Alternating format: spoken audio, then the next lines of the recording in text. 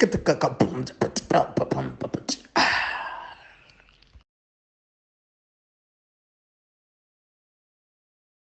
everybody, guess what? We are back. This is Africa is Next podcast. Yes, you are not lost. I know you are seeing a familiar face, but from a different podcast. I'll explain shortly. Anyway, thanks everybody who's been checking out our videos. We appreciate it for real, for real, for real. As usual, I do have my Joni ninjas over here. One is already performing his jutsu without the hands. That's Tebello Khala right there. And then we have another one. Okay, we have another one with the spectacles that's giving Kabuto vibes, but trust me, he does not know Resurrection Jutsu yet. And then we have Rob Sibeko. Let me start with Rob Sibeko, who's our special guest today. He is going to be giving us some of his thoughts with regards to Naruto. It's the first time we actually get him on this podcast, which is great. Something that, because these guys have been on African Frame more than once. So it's nice to have someone on African Frame. Anyway, yeah, he's my co-host on African Frame. He's a writer, he's a director. He has a book out called Jin's War. Do check that out. It only costs $50. You can catch it on Google Play. Please get yourself a copy. I have my copy. Check it out, read it, give him your take. You can follow him at SQJ Pure, right? Ha, SQJ Pure. And yeah, we have Tebello Khala. But yeah, before we have Tebello Khala, Rob, can you just tell them what else that you're busy with before we get to Tebello Khala? Not much, just mostly pushing the book, a lot of writing, like so many character sheets. You can't even see it right now. But designing a lot of stuff, world building. Hopefully, we've got our own future plans. I don't know if you told them about it. Oh no, we'll talk about it offline. Okay. But yeah, so we're trying to build up a bunch of stuff. So hopefully that'll be the future. And yeah, you guys hopefully support my book if possible. Awesome, Thanks. awesome. And then we have Tebello Khala. Oh, okay. So I have to introduce myself after that wonderful, Yes. romantic. Anyway, Name. hi, I'm Tebello Khala. I have my own channel, KC Media, where we talk familiar things but different topics. We are supposed to be reviewing the X-Men. I think by the I don't know if the time this comes out, the X-Men will be out or not. We are reviewing X-Men. We are also we're reviewing Iwaju. We also interview various needs in the Geek Spot. We had an awesome session last night, or the other night. We'll work it out. And because Rob's here, I need to, of course, I'm compelled to remind everyone, I'm the resident Protoss to his Zerg. We are one in the Khala. I'm yet to convince him to join the Protoss. So hashtag Team Protoss, hashtag Protoss other way, hashtag Artanis, Entaro Artanis. Sorry, I was rewatching the video, the Legacy of the Void video. Blizzard makes awesome videos, guys. I don't care. They should make a movie, a proper movie. Oh, definitely. Anyway, that's no idea what these two are saying, but okay. Yeah, you see what happens. You see, we form a game. Like they're having their own convo right now, bro. Yeah. We form a gaming singularity. That's why we meet so rarely. So, yeah. Anyway, I'm also on the TikTok and also on Instagram. Follow me there. My name and surname everywhere. And yeah, I'll behave in this podcast because it's not my channel. So I'll keep things PG-13. I hope. At least you added I hope. That makes more sense. Yes. We have Lord Zuko. Dumelang ninjani. Fire Lord Zuko lana. Welcome. Sizothetha kamnandi. Nani ni comment apha, ni like, ni subscribe, nenze zonke izinto ezimnandi. Ni yabona sithethisane sivane ukuthi wena uthini nathi sithini kube mnandi. So welcome to the show, makube mnandi. That is the Xhosa dub of this podcast. We don't have subtitles. We're still very cheap, unfortunately. We're happy. Buya wena. Ufuna ntoni koro tomorrow? Is up Where? It's the one version of anime. I love it, man. Buckmeister might join us in a few minutes, and when he does, we'll finally give him his Goku moment. But yeah, we are just about to continue with our Naruto discussion. Last time we ended up with the first part of the tuning exams, which is the Forest of Death, and we went all up to I think it's Flatulence part. yeah, the flatulence part. Basically, it's that's the prelims to the third. It's the prelims to the third because there were too many ninjas, so I had to eliminate some. So we finished off at the prelims. Yeah, so we talked about Naruto versus Kiba. We talked about Naruto, and we talked about like Sakura versus Ino, 10-10 versus Temari, Shikamaru versus that chick with the needles. Well, yeah, we talked about all of that. So I think there's a mini break here before the third. Yeah. So what happens is now they basically get after now the prelims, they get I think it was like a week or two. Yeah. So they get a break to basically recover from whatever injuries they had from the Forest of Death, and also to prepare for the last leg of the tournament. Can you take a moment right there?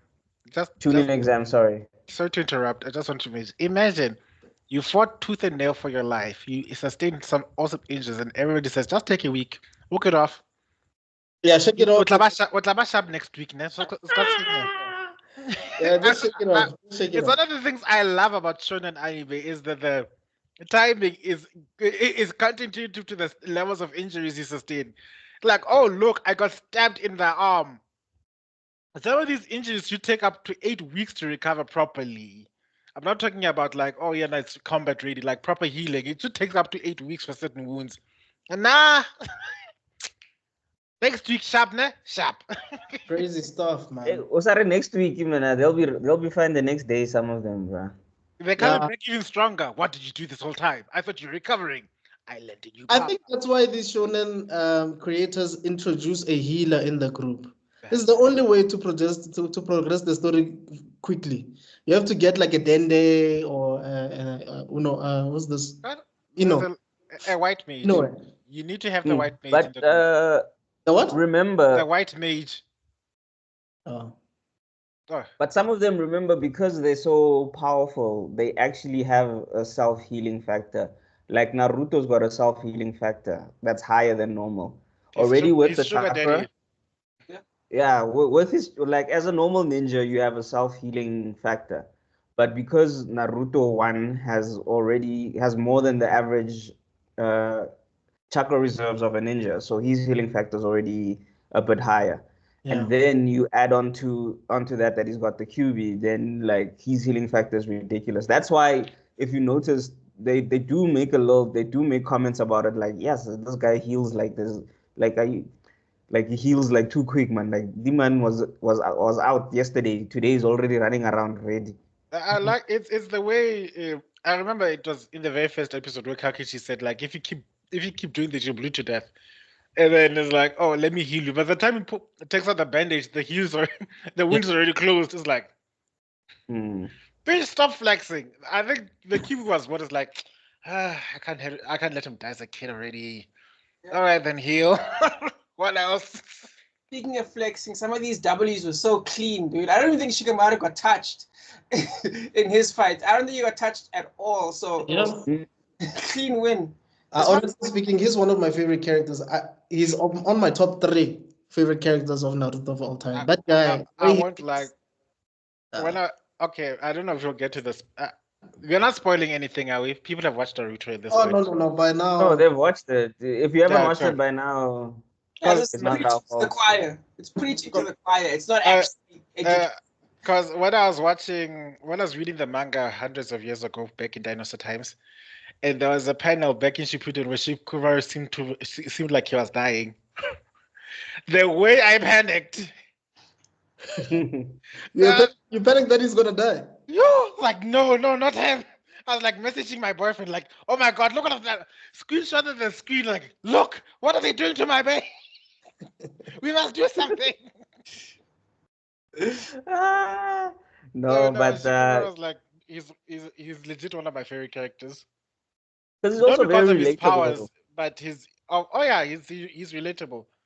Yeah, it's difficult to be a smart person amongst very overpowered idiots, and we can Yeah. see. There's something I want to say, but I think we'll get to it when we get to it. But Yeah. it's basically when he pretended like he was affected by the genjutsu, and the Kakashi was like, "Dude, I know you're not affected." It wasn't Kakashi. It was his dog. That one. It was Sakura and But the he was asleep. Like he was actually asleep. Everyone else was like knocked out. He just took a nap.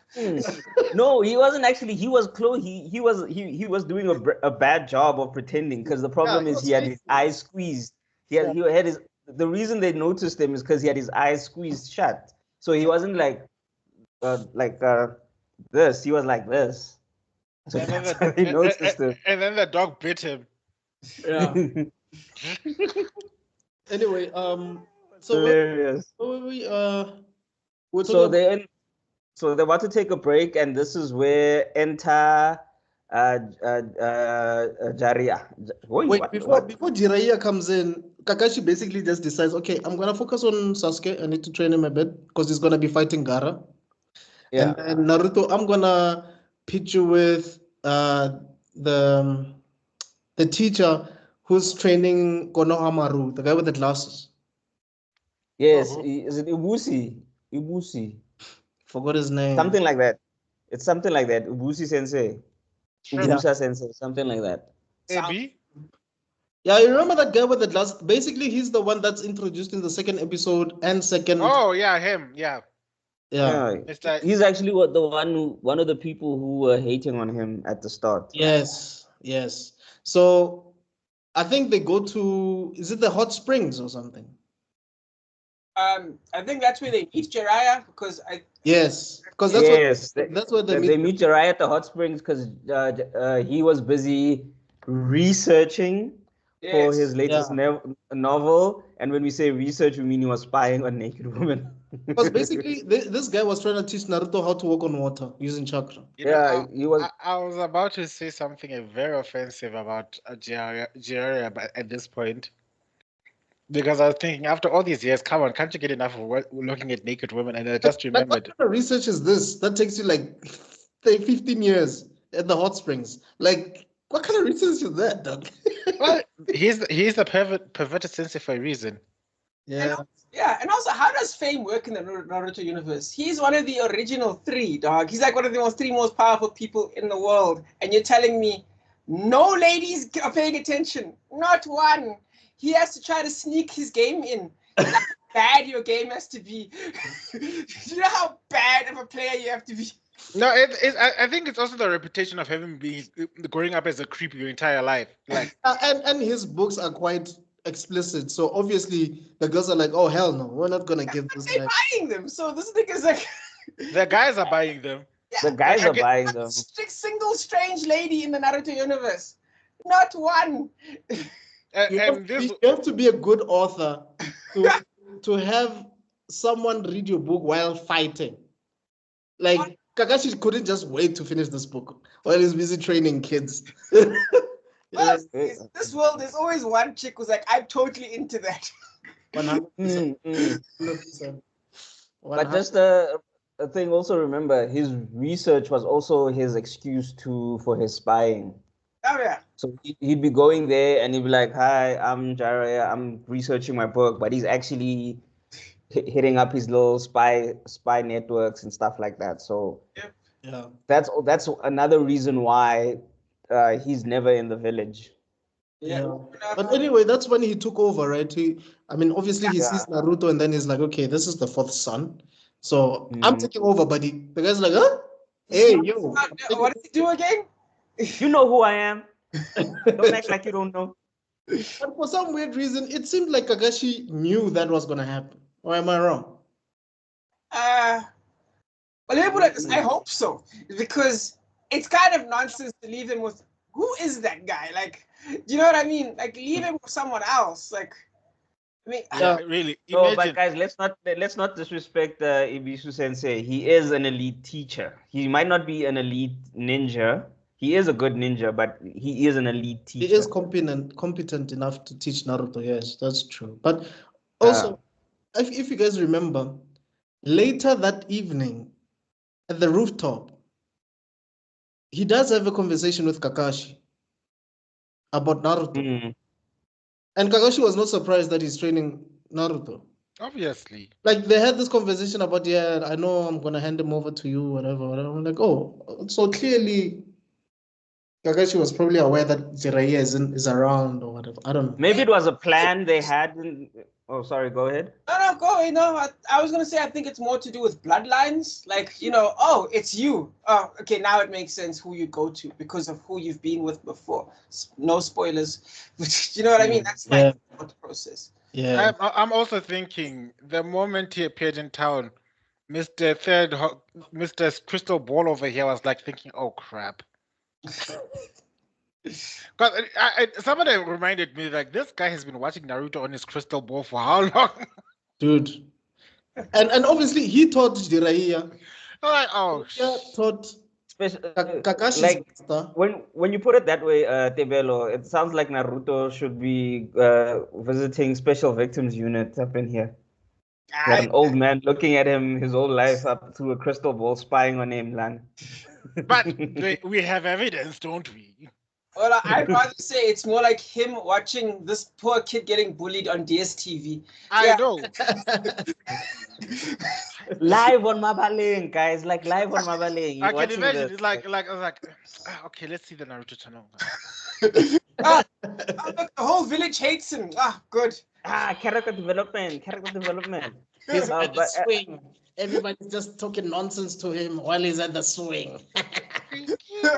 So, seeing that Kakashi and thing you knew about Naruto, maybe when Kakashi saw Pervy Sensei, maybe perhaps it was a plan they had before, like when he gets old enough, you'll train him. Hey, Goku is here!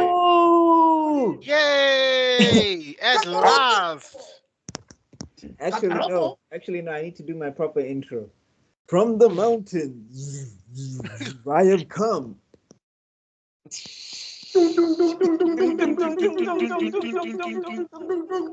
is Buckmeister Sensei.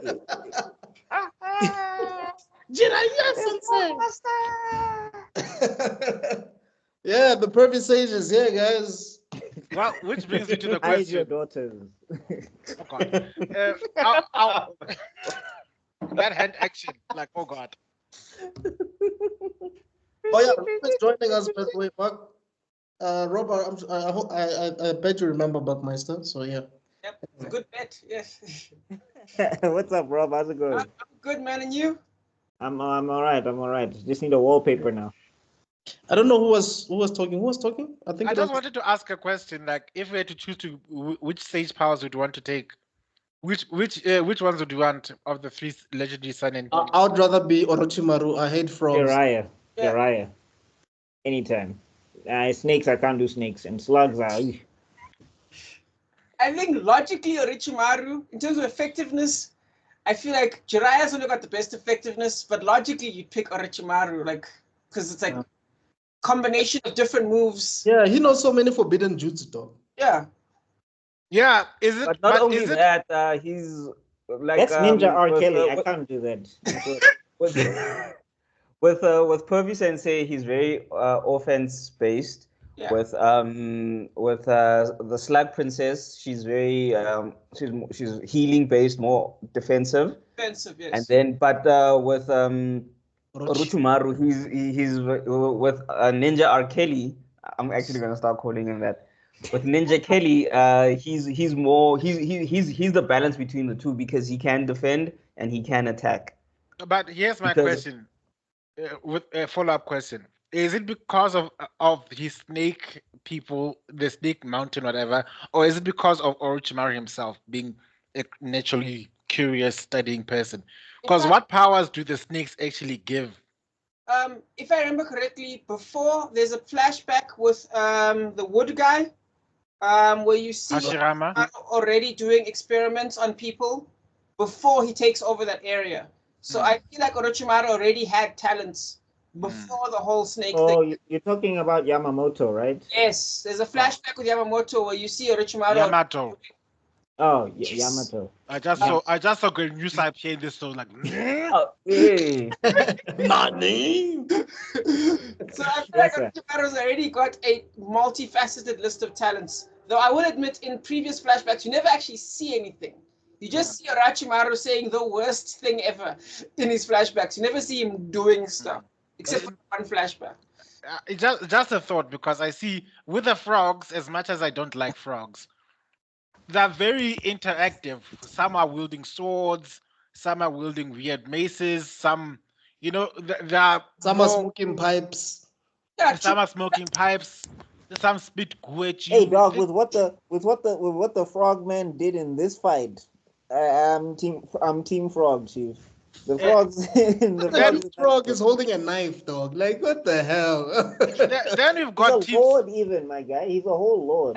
Lord Gama. And the whole thing also, that's actually it's not even a sword. It's a knife. It's the Yeah, small the knife. It's biggest- not even meaning there's actually a bigger one because it's a dagger. That's the word I was looking for. dagger, yeah. And then That's the when first- okay, I was also wanted to the snake people, they shed their skin, but I don't see any combination attacks that they do, like a snake venom spitting no jutsu or something. Wait, But how far are we going into No, Konoha? but he had a long tongue and he could stretch, like he could like stretch himself. Wait, Okay. how far is this arc? We haven't gone that far. I'm just asking. Yeah, but hypothetically. I think we might stop. We might stop at who's this lady again? Tsunade retrieval. Tsunade versus Orochimaru, I think. Yes. Oh, so are we going as far as Tsunade retrieval and the three sunning deadlock? I think so. Yeah, I think so. That's what I researched. I didn't realize you guys were so far back. But Yeah, but for now, where we are now, Naruto just met Jiraiya. We just started basically. Yeah. Oh, okay. the way I see it is with Orochimaru. You guys played Magic before? Magic the Gathering. No. Mm-mm. No, not really. Anyone? I have. So only one guy. Okay, but basically with you get different builds, right? And Yes. Orochimaru is a status. In my opinion, he's a status effect build. So Yeah, basically, there'll be cards on the deck that impact you over time. Do you know what I mean? Oh. Minus Okay. 1 damage over time, minus 2 damage over time, that kind of stuff. To me, that's what Orochimaru is. So he because he won't die. Like even against Yamato, I think there's a thing where like you think he gets beaten, but he's like, no, I'm fine. What are you talking about? And then in the Chunin exams, he fights the Chunin lady, the one that used to be one of his apprentices. Uncle. Yes. Uncle. And like she like tries to use a sealing jutsu, and he like just looks at him. So I feel like there's a thing where he's got sustainability of himself, where you can do as much as you can, but he's fine, and he'll just keep chipping away at you. That's my thoughts of Orochimaru when it comes to his attacking style. That's how I see. All right. To put it He should have into been a honey badger then. I think like that should have been his power. Hey, if he was a honey badger, he would have been too OP, dog. Honey badger don't play, man. Honey badger, Honey is, Badger doesn't. As the saying goes, Honey Badger doesn't give a fuck. Oh, doesn't give a hey, shit. bruh. Holds a grudge for days, dog. But I just wanted But to. it has such a cute name. It is weird. Oh yeah, no. It has the cutest name, but like it is not the cutest thing. Like Buckmeister, I will send you a video about this thing called Stoffel the honey badger. Like menace to society, bruh. Menace to society. So it's like Wolverine, basically. But When you if look there's at that one- thing, it's like, oh, but then it'll claw your eyes out. No. No, think about it's a Wolverine. Think about a hard-headed Wolverine that wants all the smoke all the time. Fun fact: Wolverines and They're Honey actually Badgers. family. Yeah, they're the same family. So fun fact. But it's just that Wolverines are the bigger ones, and then the Honey Badgers smaller. Mhm. But Honey Badgers had to deal with Wolverines have to deal with bears and like what the f. But Honey Badgers are like they continuously take on snakes, lions. Hedgehogs, dog. The same family with the skunks and And skunk. makes sense. There's another one I'm missing. Beavers. No, Beavers. No, not beavers. It's The ones that eat So basically, they just had great PR. the ones that eat snakes. What do you call them again? Mongoose. There you go. Yeah, Oh, Yeah, that's the one. Yeah. the crap out of it. So you see that whole family basically it's they're the smoke family. We want smoke. Yeah, yeah. So I'm saying basically they had great PR and the snakes and them just had bad PR, because now when I think of snakes, I'm thinking deadly dangerous. When I think honey badgers, it's like Looney Tunes, like there's cartoon stuff going on in my Oh, head. but that has to do with I think genetics. the name just also threw people off. So they Yeah, never really Adam was associated. Yeah, but because honestly, it's like, honey badger the only reason it's called a honey badger is because it loves honey. Honey is its main source of food. That's why it's called a honey badger. It's not actually. No, it eats everything, but like that's Yeah, that's where the name comes from. it's the only animal in Africa that will go straight towards the honeycomb. And given the fact that they try to take the honeybee and the African bee and mix it with genetically splice it with the European one to see what happened, and they created what they call killer bees, just to show just how aggressive our bees Why are. would they do that? human beings. Orochimaru, Human beings are Hey, Orochimaru. Orochimaru, Joe. Humans are Orochimaru, dog. So Big bites. Like, no, Earth is too peaceful. It's too peaceful. We need to do something. Let's cause chaos. Let's do something. I don't want peace. I want problems. Always humanity. It's like Vandal That's Savage. why, Vandal Savage. that's why people are panicking about AI. Everybody's talking about, oh, it's taking over the art industry. It's like, Papa, Skynet. That's what we need to worry about. Imagine these robots now have 100% accuracy and they don't miss every time. Out of nowhere, the moment I worry is when I hear the words, my logic is undeniable. That's when I know it's over. Like, Yeah. I'm saying, like, it's like Vandal Savage. You know, Vandal Savage had conquered so many wars, has saved the world so many times. By the time he got bored, he's like, okay, I'm gonna take over the world now. I've conquered, so who I've can saved stop? you so many times. I think I need to cash in on my rewards right yeah, now. a side note before we go into a full-on tangent, I just wanted to say there was Oh, this one before. computer.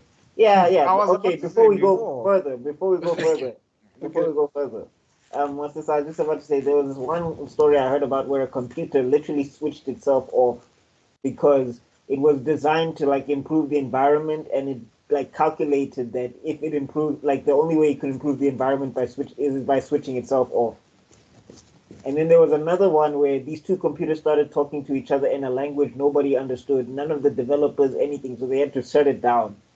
So it's just like, I don't know how many movies they have to make. I don't know how many times we have to see like robots take over the planet to be like, maybe this is not a good idea. One way or another, humanity will learn its lesson, I guess. I wonder if like Scott. I don't think we will. I don't think we will. Like Who we've was the literally director been for repeating the Terminator? same mistakes. Scott James Ridley. Cameron. Ridley Scott.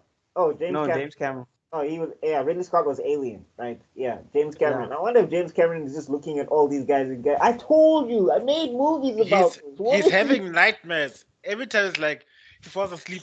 I found this AI generated image of you. Ah!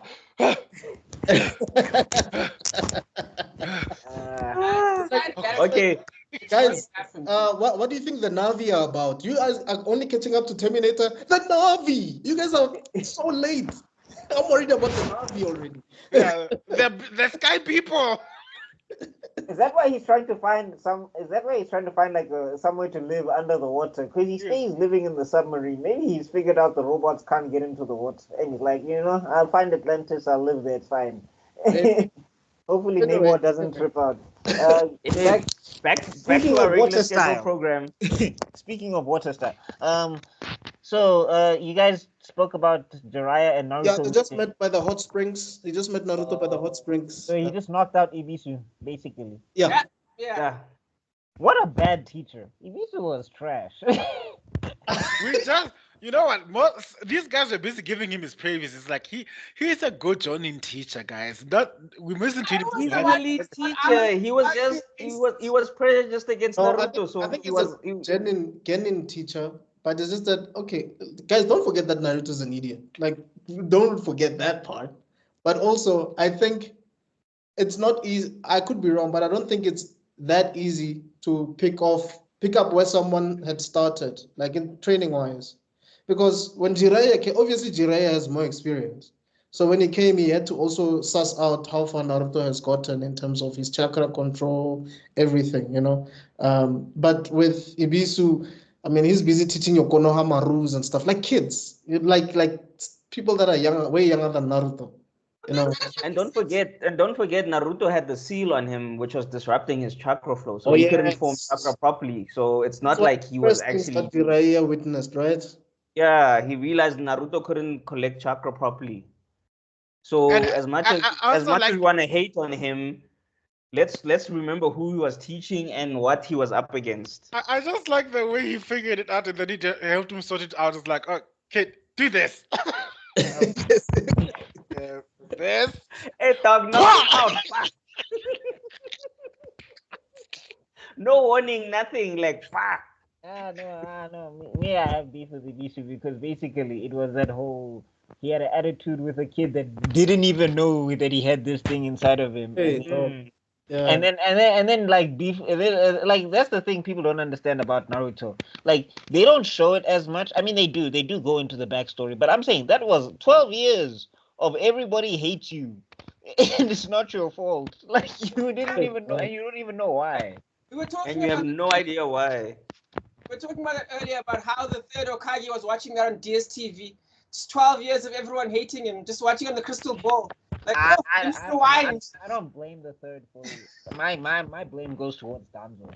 Because Danzo told the village, yeah, everybody, this is the new Nine Tails. It's basically Danzo exaggerated that he's like, this is the Nine Tails incarnate. Everything that you ever hated, it's in this kid. Which, Buckmeister, but I think still, I think Buckmeister. your headsets. I think Oh, yeah, there's a can you bit. can you hear It's me? not just that. Remember, Yeah. But I think there was some interruption because it was Oh. on the desk or something. Yeah, Okay. it's fine now. Yeah. just that. Remember, a lot of people were like victims of the beast attack.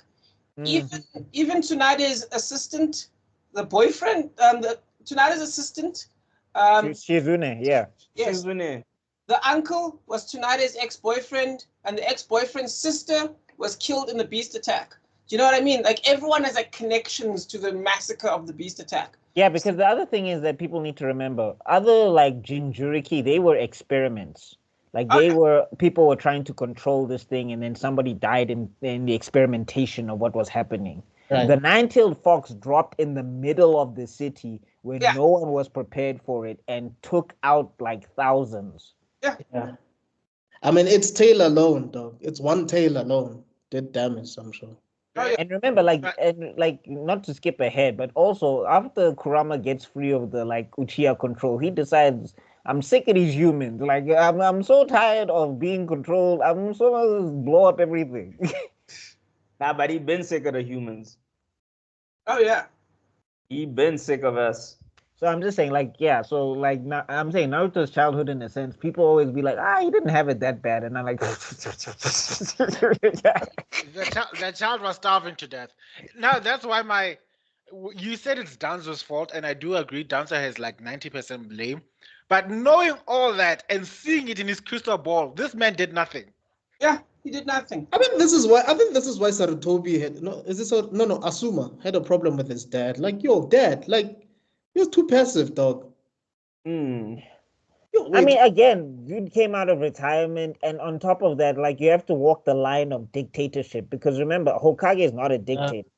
They right. don't have unilateral control. So now if they start making rules specifically for people to love and respect Naruto, people are gonna want to put two and two together, and they're gonna be like, hey.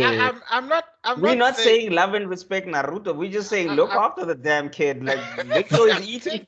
Make sure he's eating. Like get him some clothes. You know, something. There's a bunch of orphans, my guy. There's a bunch of orphans. Remember, it's not Naruto alone. That's like Dumbledore. Dumbledore didn't give a fuck about her. And he was taking care of them. I mean, I remember a vivid memory of Iruka crying over the grave of his parents, and this man came to console him. Yeah. But he also galvanized Iruka to console Naruto. So checks and balances. I should have done more. if he needed to cover it up, he could have opened up an orphanage, like do something, But and you then know, put I'm Naruto in there. noticing- But But then Naruto would have been getting beat on by the other kids in the orphanage. Like you're the reason I don't have a father. I think I realized that heavy is the crown, man. Because it seems like even when Naruto became Hokage, which is way later on, his own son was like, "Yo, where you at? What are you?" So I feel like that one doesn't. What? yeah, make but sense. that doesn't make sense. Did Naruto become Hokage? What? Where? Where? No, Because- at the end of Naruto, we see him as Hokage, and then after that, it just stops. We don't. There's no story. Really? I don't remember that episode. Maybe I should just check those last few episodes of the manga. Yeah, that's where it happens. That's After that, actually- Because all I remember is there's this gorgeous fan fiction of how Naruto should have looked like as an adult, and he is so handsome, and his hair is so awesome, He has a and beard. then you're like, wow, this man's grew up. Even Sasuke was like, no, that's my man. anyway, let's continue, guys. So basically, the seal is it's whatever. Well, I mean, so we Remove- get remove. so what's this? Ibisu gets knocked out. I mean, he's probably playing dead because Jiraiya said, "I'm taking over here." Because I think Jiraiya was always going to take Naruto as a student. He was just looking for the right time. Also, like I know people like to be like, "Where was Jiraiya?" He was like, "Dog, tracking Orochimaru and the Akatsuki." Like I don't understand where people are just like, He "Where had was the hardest Kakashi?" mission. It's like, where was Kakashi during Naruto growing up? It's like completing 1,164 missions or whatever, because he was like the top level Jonin, and he And still trying had to to recover train from other kids. PTSD. And and all of that stuff. I'm just like, you guys are expecting a lot of these guys who are busy trying to keep the village safe from people who can literally destroy it. But anyway, and then after that, that's when he basically they have the whole transformation shenanigans, and then Jiraiya finally decides to train Naruto. Yeah, because I think he was training him summoning jutsu. Summoning the toads and stuff, right? Yeah. Tadpoles. That's when he decides to teach him that. Yeah, he was summoning tadpoles. Imagine. Hey man, gotta start somewhere. No, what I find funny is like, imagine you're just a tadpole minding your own goddamn business, poof, in a pool of water, trying to like, when I grow up, I'm going to be poof. Meanwhile, Privy Sage is like looking over girls by the river while he's teaching this kid how to summon tadpoles.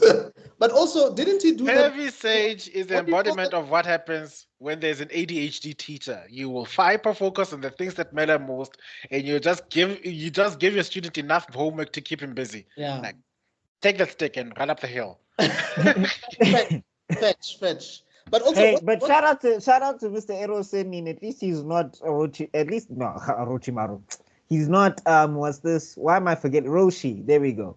I don't know why I blanked. He's not Roshi. You know, he doesn't touch. At least like Oh, yeah. But like, what was that? Is it a seal where you bite your thumb and then you? No. So basically, what happens is that what's this on the scroll? You're supposed to put your blood, and then you're Your supposed to blood write your name. It's a contract. Oh, yeah. So when you can weave the signs, it takes blood to summon, but then when you can weave the signs, then you can just use the blood and summon whenever. Oh, okay. Membership. Yeah. Which is wild because Membership. it's just like anime makes it feel like you can just bite through your thumb or through like Attack on Titan. They just make you believe people can bite through their hands. No. Attack on Titan, they actually made fun of that because there is a scene where Levi tells his comments, bite your hands, see what happens. Yeah. And then like they bite, but no blood came out. And like, you see what this man is doing. In Naruto land, I watch him. Everybody has got the most powerful bite force. I think this is actually when I started watching Naruto for real, because I remember that's when like Jiraiya threw him in some. Hey, I love that episode. I love that episode so much. Hey, that was crazy, man. That was crazy. But I don't want to like the first time I saw it, I was like, "This is witchcraft." I'm watching witchcraft. I was like, oh, I okay, told so you guys. he's Piccolo now. We're back to Piccolo days. Piccolo education styles. As he was busy flying down, Gohan was like, first time. I've been there, dog. I've been there. You need someone to talk to, call me. Yeah, but at least he Oh, finally, you've also got hidden powers. Oh, okay. he finally summoned it. What's that frog's name again? Lord Gamabunta. Gamabunta. Gamabunta Gamabunta. sama. Gamabunta was Sama. And pissed, dog.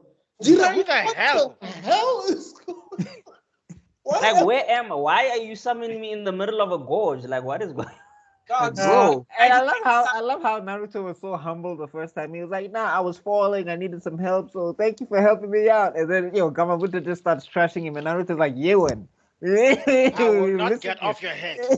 I will be the biggest headache of your life. Try me. Try me right now. See what happens. The Nine Tails where everyone's like, boy. Yeah, but That was hilarious. that was awesome. That was an insane episode, bro. Because like you literally been training this guy for like a day or two, and you That was a already lot want of him to. episodes. Before that episode, that was like what, 3-4 episodes? Yeah, but I think in the time, okay, maybe I got my timeline wrong, but still, it was less than a week, and you expect him to go from. Because remember, Naruto's chakra control was average. Yeah. Well, actually, it was below average. It got better as the show progressed, but his chakra control at that time was below average. oh, yeah. So one of the reasons he was failing at the Ninja Academy is he had poor chakra control. Yeah. And one of the reasons he had that poor chakra control because he didn't know that he had the QB thing. So his chakra was just in and out mixing. So he'd have like too much. He'd use too much chakra for a jutsu and it would explode, or he'd use too little and it wouldn't form. So it was only now when he was teaching, when Ibisu started to teach him that he was learning proper chakra control. And then when Eros, No, I mean there was the tree climbing exercise. There was the yeah, tree but climbing yeah, exercise. but that one was more determination than actual thought.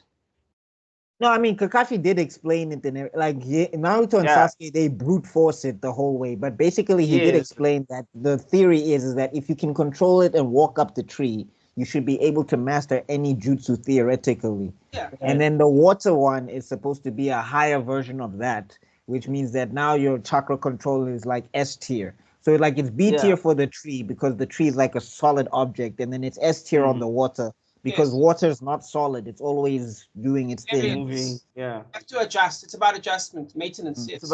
Yeah. So yeah, that's what it's basically. So it just teaches you to little too much, little more. Guys, I don't know. Do you guys like the more we talk about Naruto or breaking it down? Don't you guys often think Masashi Kishimoto is a flipping genius, dog? How does he come up with these things? It's world building. Look, I think he's great. There's things where it's just like Isan, but I think he's fantastic in terms of a power system and in terms of world building because he kept it simple and then he kept it specific, if you understand what I'm saying. Like It's not all the basis of Hunter chakra. is probably the hardest, the most Yeah, complicated. that one you need a Yeah. that one you need a doctorate. Man, you need a doctorate. Because I was to about to understand say, what's going on. remember, Naruto's basically it's based on law, so he's got something to a look at. foundation. He's Right. a foundation. He can look at ninjas, and then you can add a little Harry Potter magic here, making fire, making thingy. So, but he had a solid foundation on where to work from. Yeah. It's still genius. Not to I'm not I discrediting. feel bad for Sakura because if in the world of Nen, Sakura would be the strongest person, but in the world of Naruto, she's trash. Because yes, you're the only person in the tuning exams that can answer every single question, but it doesn't matter. Because brute force. Hunter x Hunter doesn't care about smarts. Come on, let's not play that game. I just saw Buckmeister's eyebrow hit the ceiling. I've never seen it arch so high in my entire life. I literally did. I almost did the rock. I did the rock now. It's like He was like Sakura praise. Is it because you say? Is it because Gon has to use like a fishing rod? He has to use a strange thing, but can you imagine it in a world where Gon has to go up against in Paradise Island? What is the bomb guy's name again? I forgot. I know who you Blondie. But that's dead. Anyone in Naruto is dead in 10 minutes against that guy, dude. Like the system you have to use in that is way more detailed and way more what can you say? It would be too advanced for them to almost understand. Whereas you need Wait, brute is this force. is Here's this the thing. Here's the thing that I'm saying. That Yeah. world does not. It does not reward people like the way you're describing. It did not reward people that way because Kurapika, once he did his contract thing, anybody that was in the Phantom Troop was getting wrecked. Leorio was probably the smartest in that crew, and he's like the weakest. like there's like Yes, Leorio, like Leorio has all the levels of smarts. sacrifice. Because of levels of sacrifice. Karipa, what's her face decided that he's going to say it again? Kurapika. Yeah, Kurapika. Kurapika. There we go. Well, decided he's going to sacrifice his life, which is the highest sacrifice you can make. No one makes that sacrifice for a specific thing. So big sacrifice, small target, and that beats everything. That's why it was so good. It's No, a bit I get that, but what fate. I'm saying is like if we look at Gon and we look at Killua, right? The things that they were doing, like other people were supposedly smarter than them, but there was no way that they were getting outclassed. Like was this Gon his Nen control after he learned Nen? He basically shot up in power. Like it was a shonen at that point. Like that all yeah. that And is regular that a Kamehameha or is that Hey, a no, I'm saying like the teacher was looking at his other student like, bro, you're not them. Just sit down. Yeah, no, that I know kid- you have your that kid- karate gi. I'm sorry, but it That doesn't kid- matter. No, but you Yes, also even remember that that the means teacher even said like teaching Gon and Kulua Nen could literally be dangerous or it could be bad or good because they caught on so fast and Yes. the instincts to get it they were so quick. He was like, I don't know if I'm doing the right thing teaching these guys because good lord, these guys are catching this thing way Because too fast. that kid was Notice already how a student and he was eerily silent I am because I've not watched a single episode of Hunter. We need to Go on, kids. Go on. Do Yay. yourself that favor. Do yourself that favor. You will not regret it. I thought it was fine. I thought it was all right. But like the other thing I'm saying is like it goes to the point where Gon is intimidating Nen masters at the age of 12, and I'm like, but wait, what? Yeah, no, I think we need to review it. By the time we get that Tebello, trust me, you'll be like, wait, what did I just watch? You need to actually read the manga. I feel like that's the best experience outside of the ants, outside of the ants. But otherwise, in terms of the manga, I feel like it's truly fantastic. I recommend it. Ever since Anyway, I all I'm saw the saying is, like- Hisoka, I just thought maybe it's not for me. I'm not ready to be disgusted of humanity altogether yet. But Man. That's I- Hunter. That's Hunter R. Kelly. Yeah.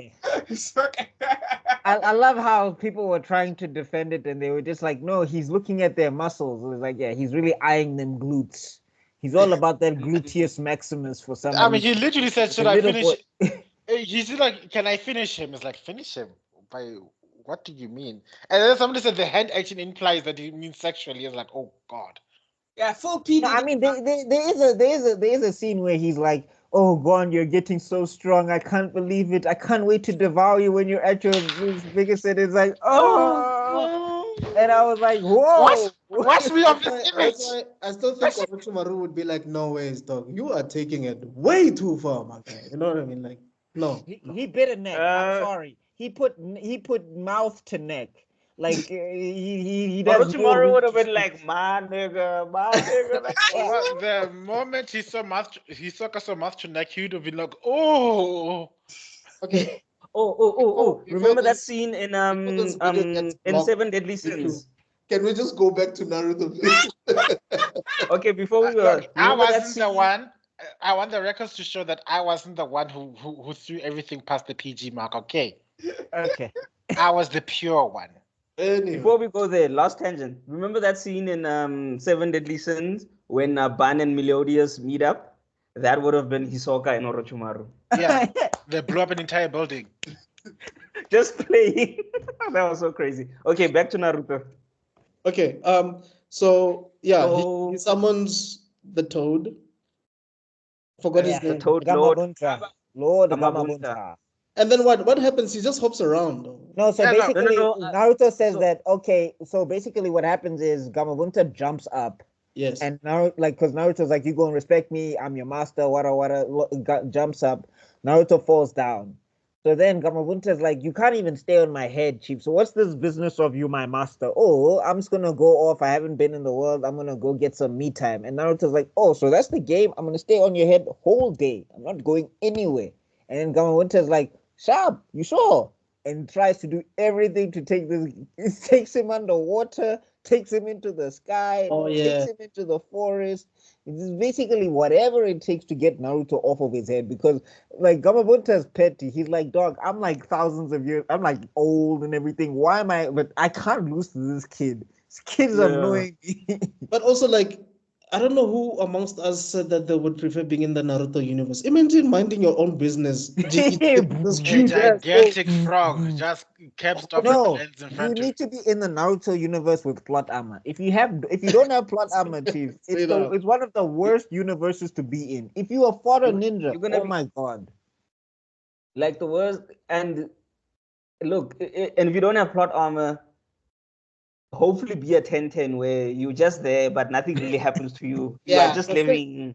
The plot You know, twist- you are Oh saved. wow, no! What are the odds? I mean, we've got a strange snake man abducting kids and taking over his bodies. We've got this another strange old man with lots of eyes and on an arm who's also abducting many other kids and turning them into super soldiers. We've got one. It's a terrible world to be an orphan in the Naruto universe. Don't be orphaned.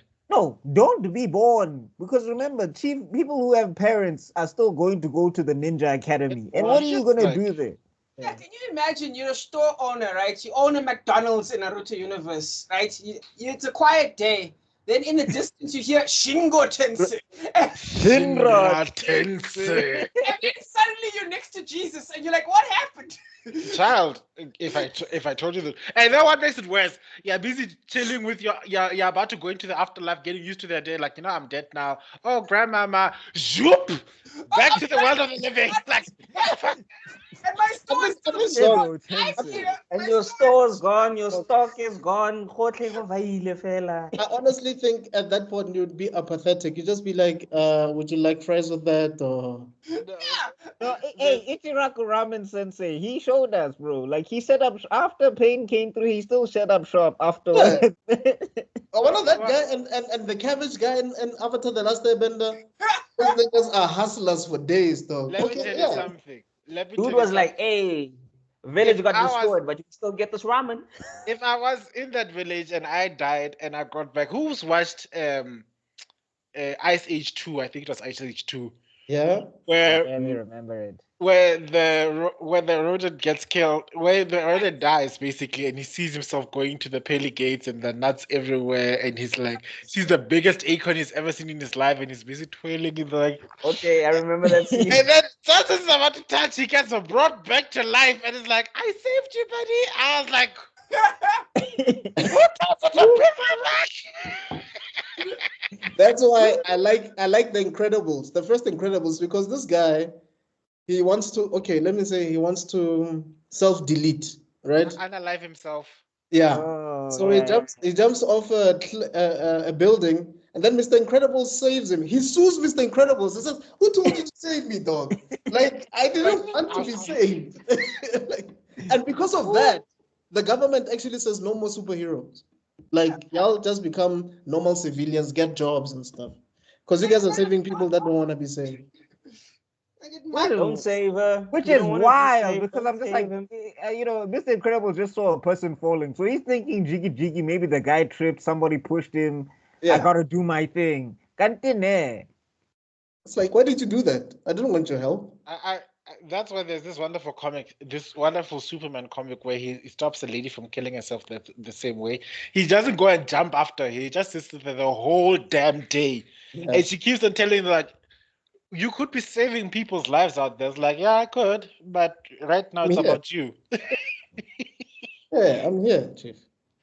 Okay, Anyway, back. We're tangenting again. Yeah. Yo, Yeah. we Whose fault tangented is that? A lot today. Like, I was yo, gonna talk about Homelander. Yeah, go back to the tangent.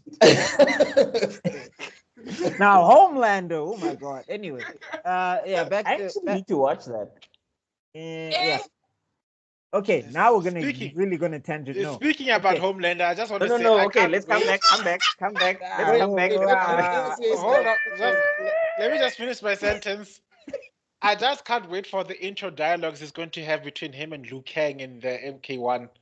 oh yeah, he's a playable character now, right? He's going to be. Yeah. He hasn't been released yet. And I think Omni-Man is already in there as well. He's already there. Yep, he's there. Sucks. Mortal But Kombat yes. is just basically using everybody now. I think the Terminator is there, Chuck Norris is there. Like, what the Yeah, hell? Terminator, Chuck Rambo Norris, is the there, my alien, guy. Yeah. the alien Predator, Rambo. Warner could go on. Bros. Has money everywhere, bro. Warner Bros. Is out here got that Lego money. I don't know, man. Okay, so back to it. Yes. Yeah, so after that, then Gamabunta softens up on Naruto, takes him to the hospital. He says a bunch of stuff where I'm just like, but then why were you so salty that Naruto summoned you? But okay, it's fine. Yeah, but he proved himself. And we see a small scene with Kakashi and Sasuke. Because I mean they were off screen, they were training off screen where he's basically like learning the Chidori. Meanwhile, this guy's busy summoning big ass frogs. You're learning like a lightning technique. But anyway. Let's not talk trash about the Chidori. That thing looks fire, man. No, it's awesome. Like It's awesome. It's loud.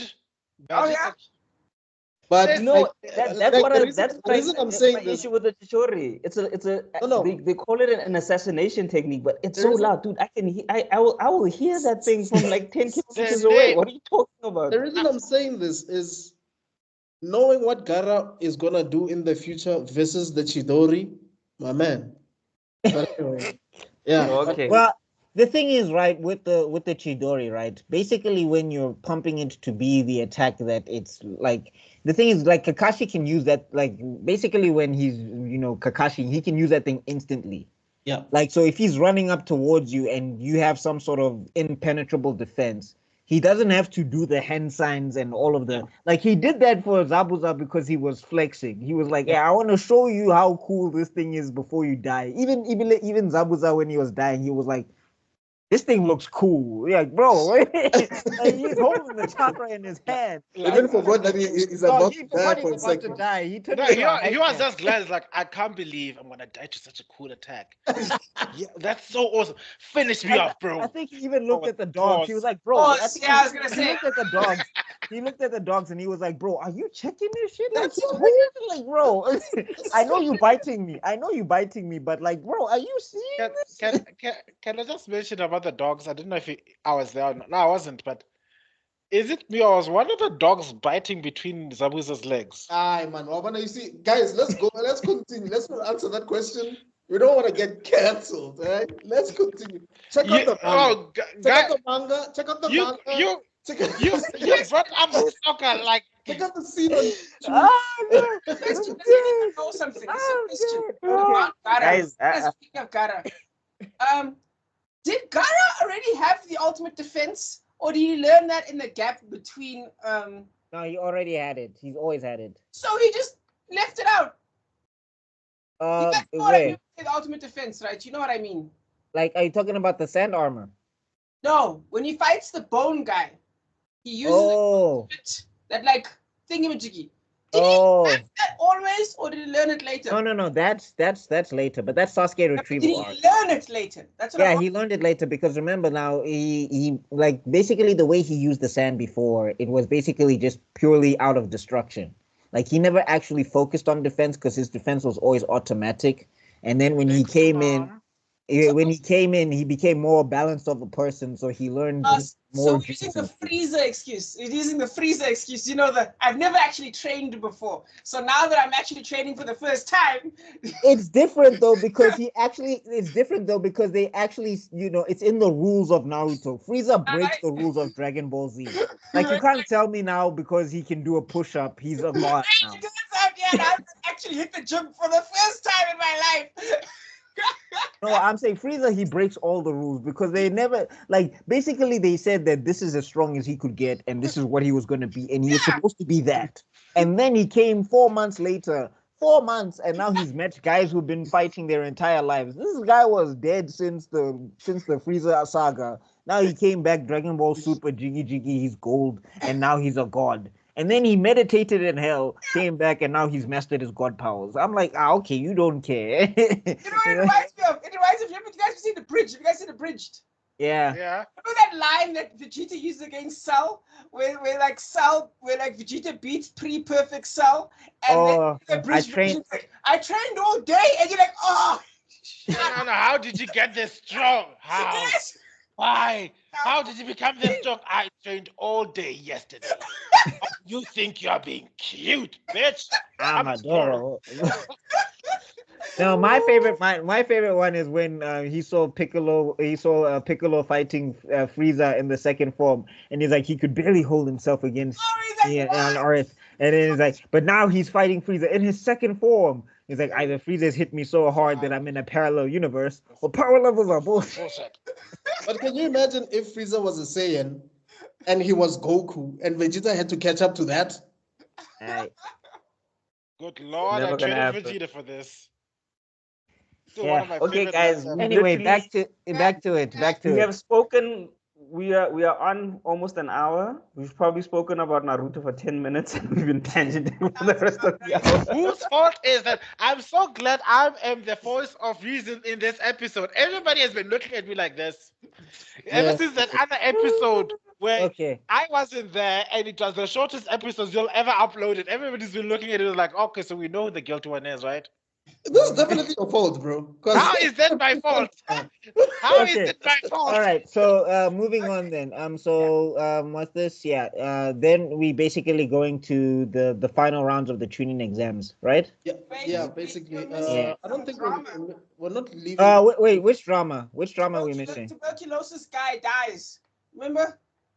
The guy that's been coughing the whole series. Oh, he yeah, dies. Oh yeah. Because he was spying on the sand Jonin and Kabuto. Yeah. And then he tried to do, hey, that's what I'm talking about. Like these Jonin, unimpressive because I'm like, dog, I'm looking at it. I'm like, anybody of the rookie 9 could have taken on that guy. That Sand Jonin was not that special. Like Shikamaru, Choji, even Ino, I'm saying I feel like she could do something. This guy, Moon Crescent technique.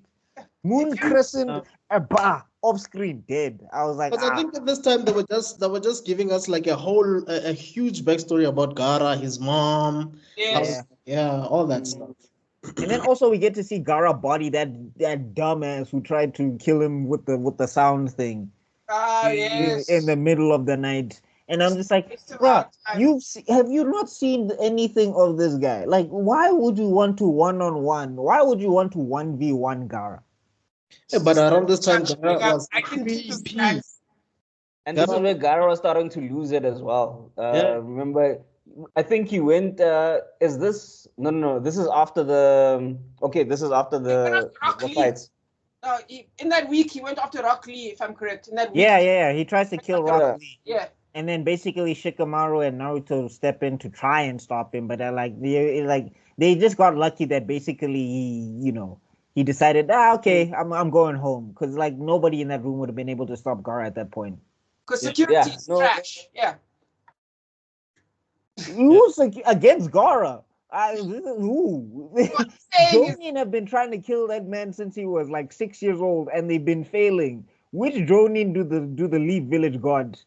Outside of like Kakashi and Might Guy, and Asuma Sensei, maybe like that's.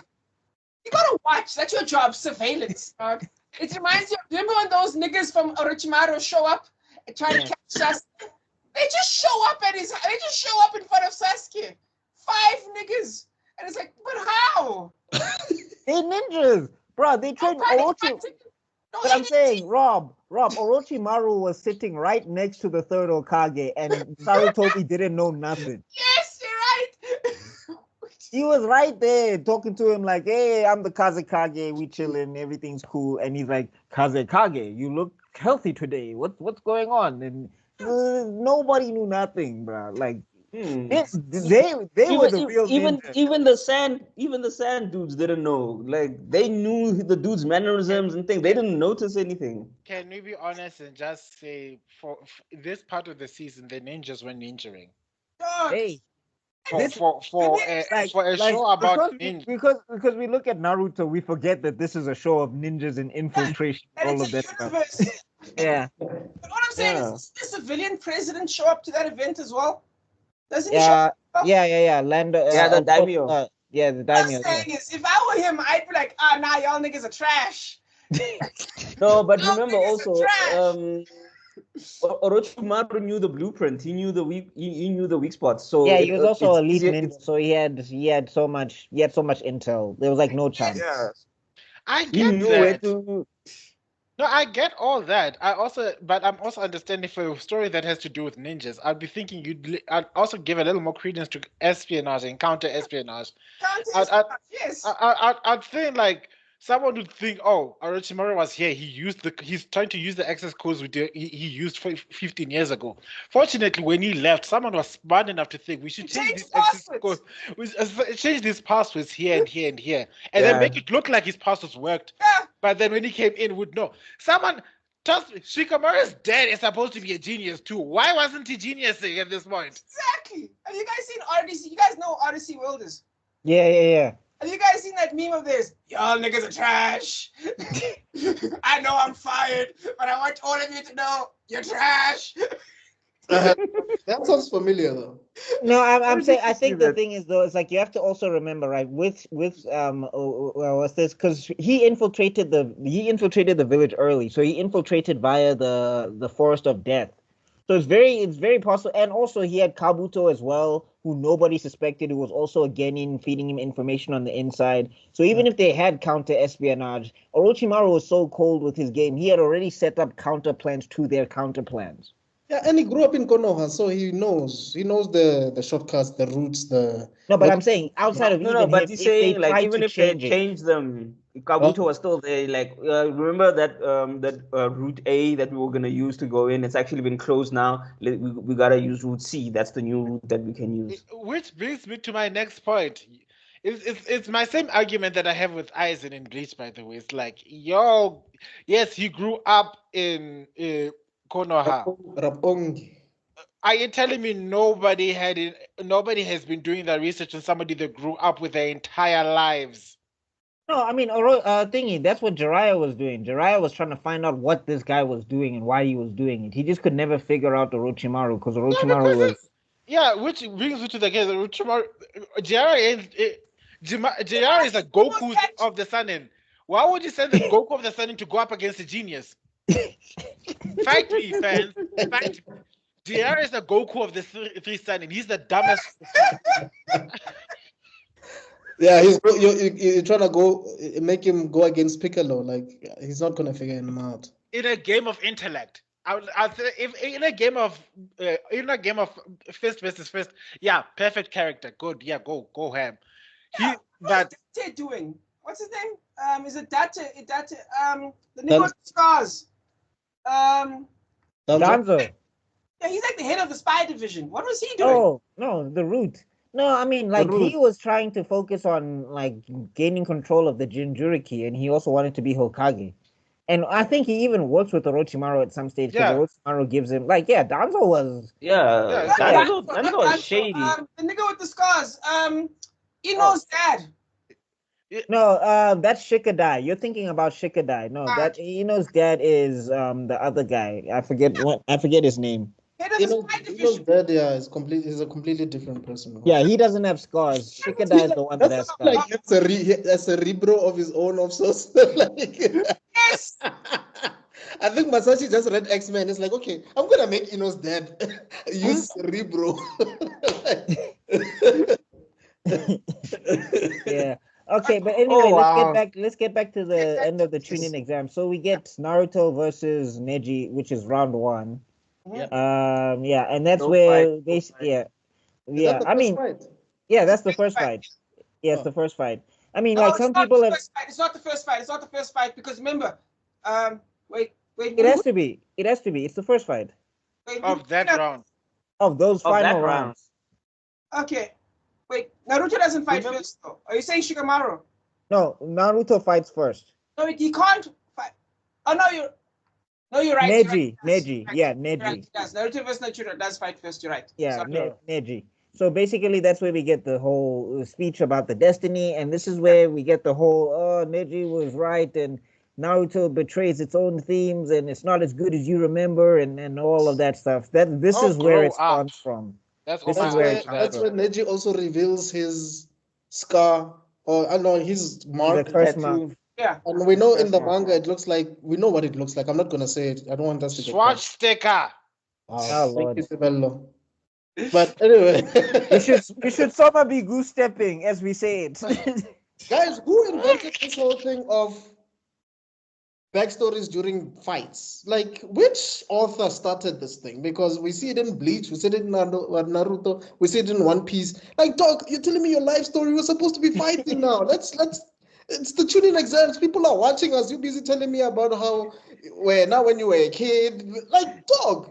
Oh yeah, I've got. I have the answer to that understand. question. You gotta understand the genius of talk no jutsu. Naruto's like, hey man, I'm not figuring out this guy's Byakugan. Let me get him to talk so I can gather some energy. You know what I think? What you were saying?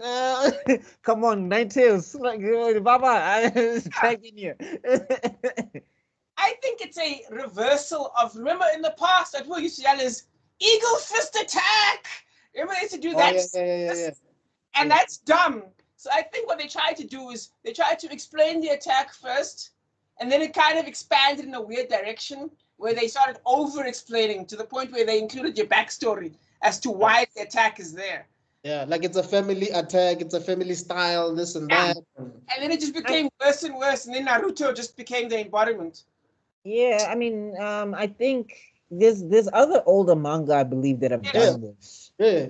Where they have done the whole giving, like I know in the Fist of the North Star there was like a fight where like this guy was going into his backstory, like I think it was Rao, like he goes into his backstory of how he had to separate from the Hokuto no Shinken and stuff like that, and basically then Kenshiro gives him his one liner, the 80s badass line, and does his whole star thing and pokes him and then he dies. I think I can't remember exactly.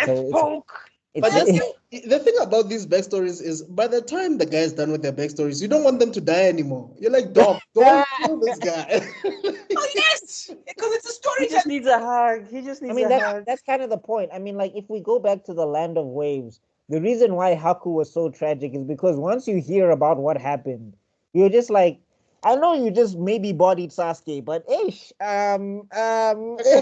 leave him alone. Like yeah, like I get a just hug. like Give him I some just hot like the chocolate. fact that Haku thought, no, okay, Naruto, you've won, you can kill me now. Then Naruto was just about to punch him in the face and stuff like that, and then it's like, oh, my boyfriend's about to die. Sorry, excuse me. father figure. Damn it. I think writing is like technology, right? So when it comes to writing and technology, well, it's a technique to get things done effectively. I think we've evolved past that, which is why I want at some point I'm going to try and have a discussion about the Jujutsu Kaisen, Black Clover, and Naruto. I want to ask you guys a question about that, but I think I'll do it later. There's something I want to discuss about that later on, but for now, let's just finish this. But I feel like it's a writing technique where you can exposit effectively, where modern day nowadays what we do is we try and like use the backstories of each characters to like wind together to a climax, whereas they reach the climax first and then they wind around, which is, do you know what I mean?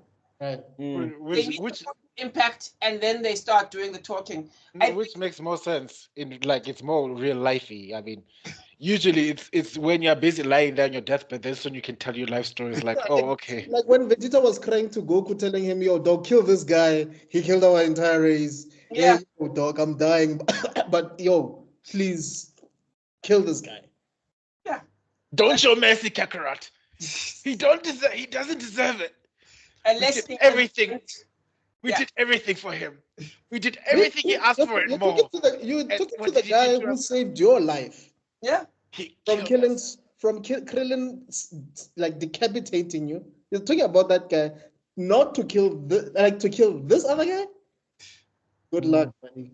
Yeah, but let's face it, those tears are the only reason y'all are standing Vegeta now, but will not get it. I had Krillin's back. I was like, Krillin, finish him. Remember the Vegeta my boy right here. You see, this is why Rob and I shouldn't be more often. This is why. The moment it comes, I knew that's something in common. We may be in the Protoss and the Vegeta haters unite. Hashtag Vegeta is a I'm saying is, Wiz taught Goku a lesson. You guys have seen Frieza resurrected, obviously, right? Yeah. Yeah, where where Wiz is like, nah, I'm gonna rewind for you so you can do this right. But you know what? I've been meditating on Dragon Ball Z for a very long time. Had Krillin killed Vegeta, Goku was gonna die for the heart because of that heart disease. Because there was not gonna be any Trunks to come and save him.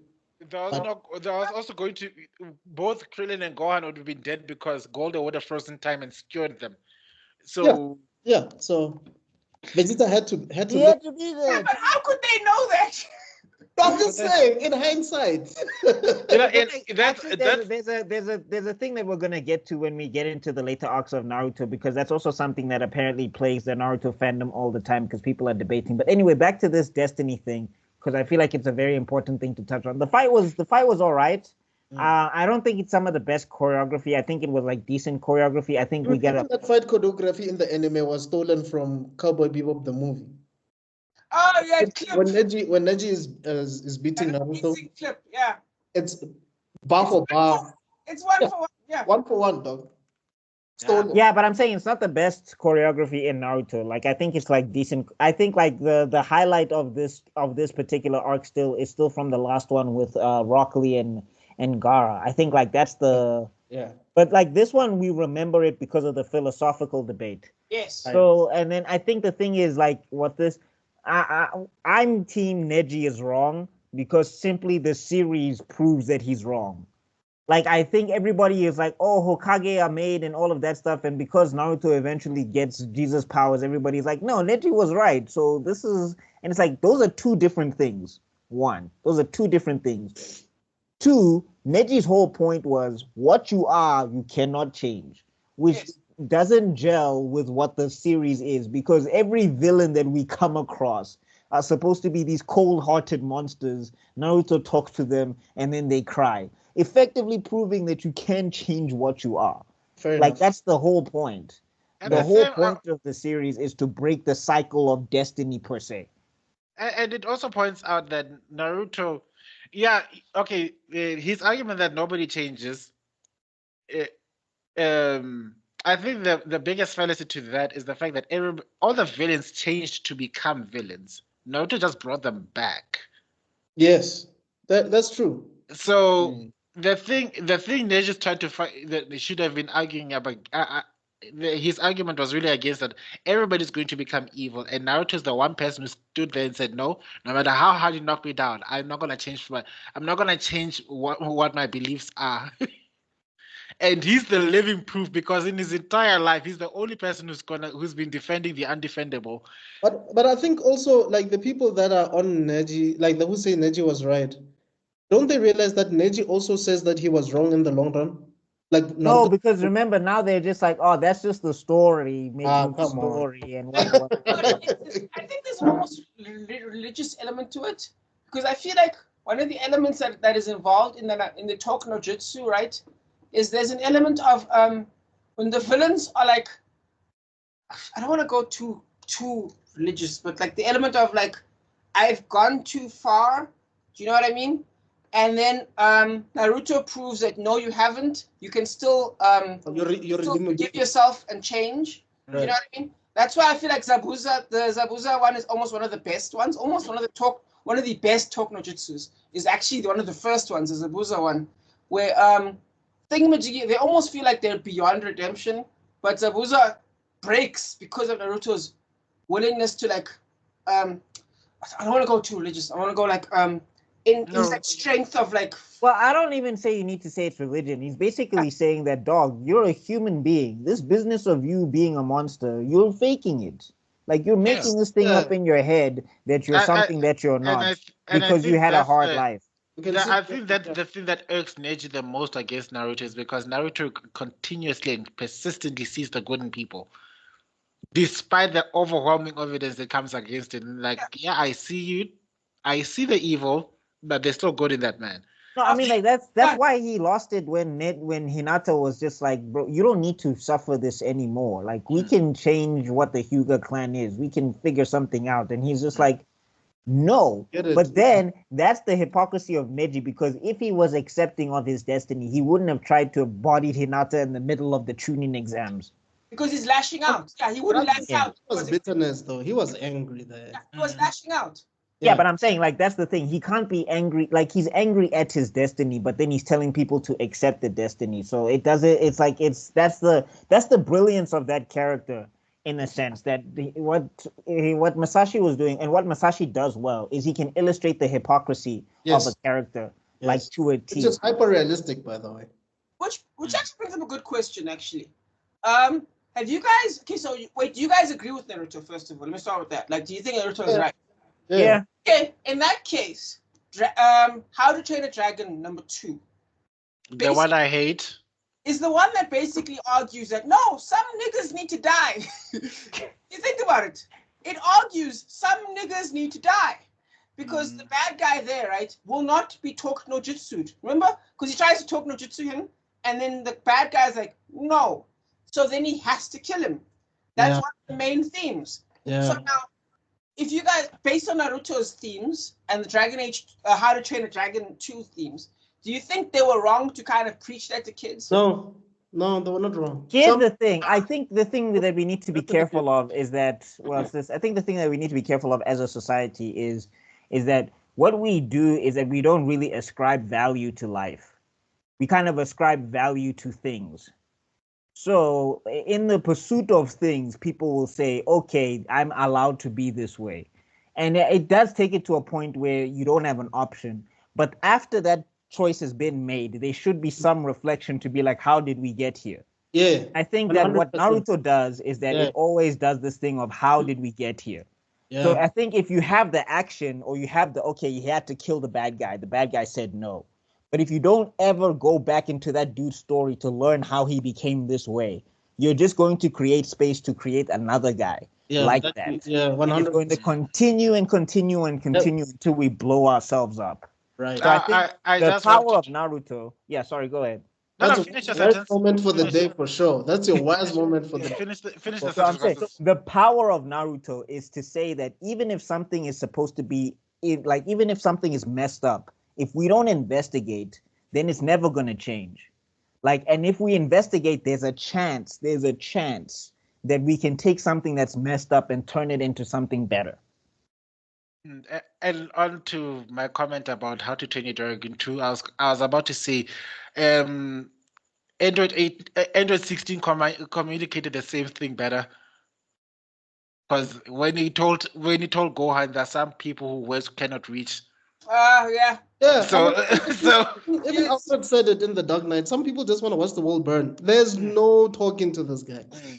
No, I'm saying, the thing is that what with Naruto is that what he posits the theory is you have to look into it. And even if you can't reach that person, you have to figure out the mentality that made that person what they are. Because if you don't, then you're just going to make another one like that. And he's probably the number one person who could have easily become that person. You know what I mean? No, Naruto had every single right and every single excuse to become the biggest villain of all time. That's one of the biggest memes in the world. Have you seen that meme? Where they're like, if I was Naruto and you see Naruto in a Tatsuki outfit. No. And that's one of the biggest memes.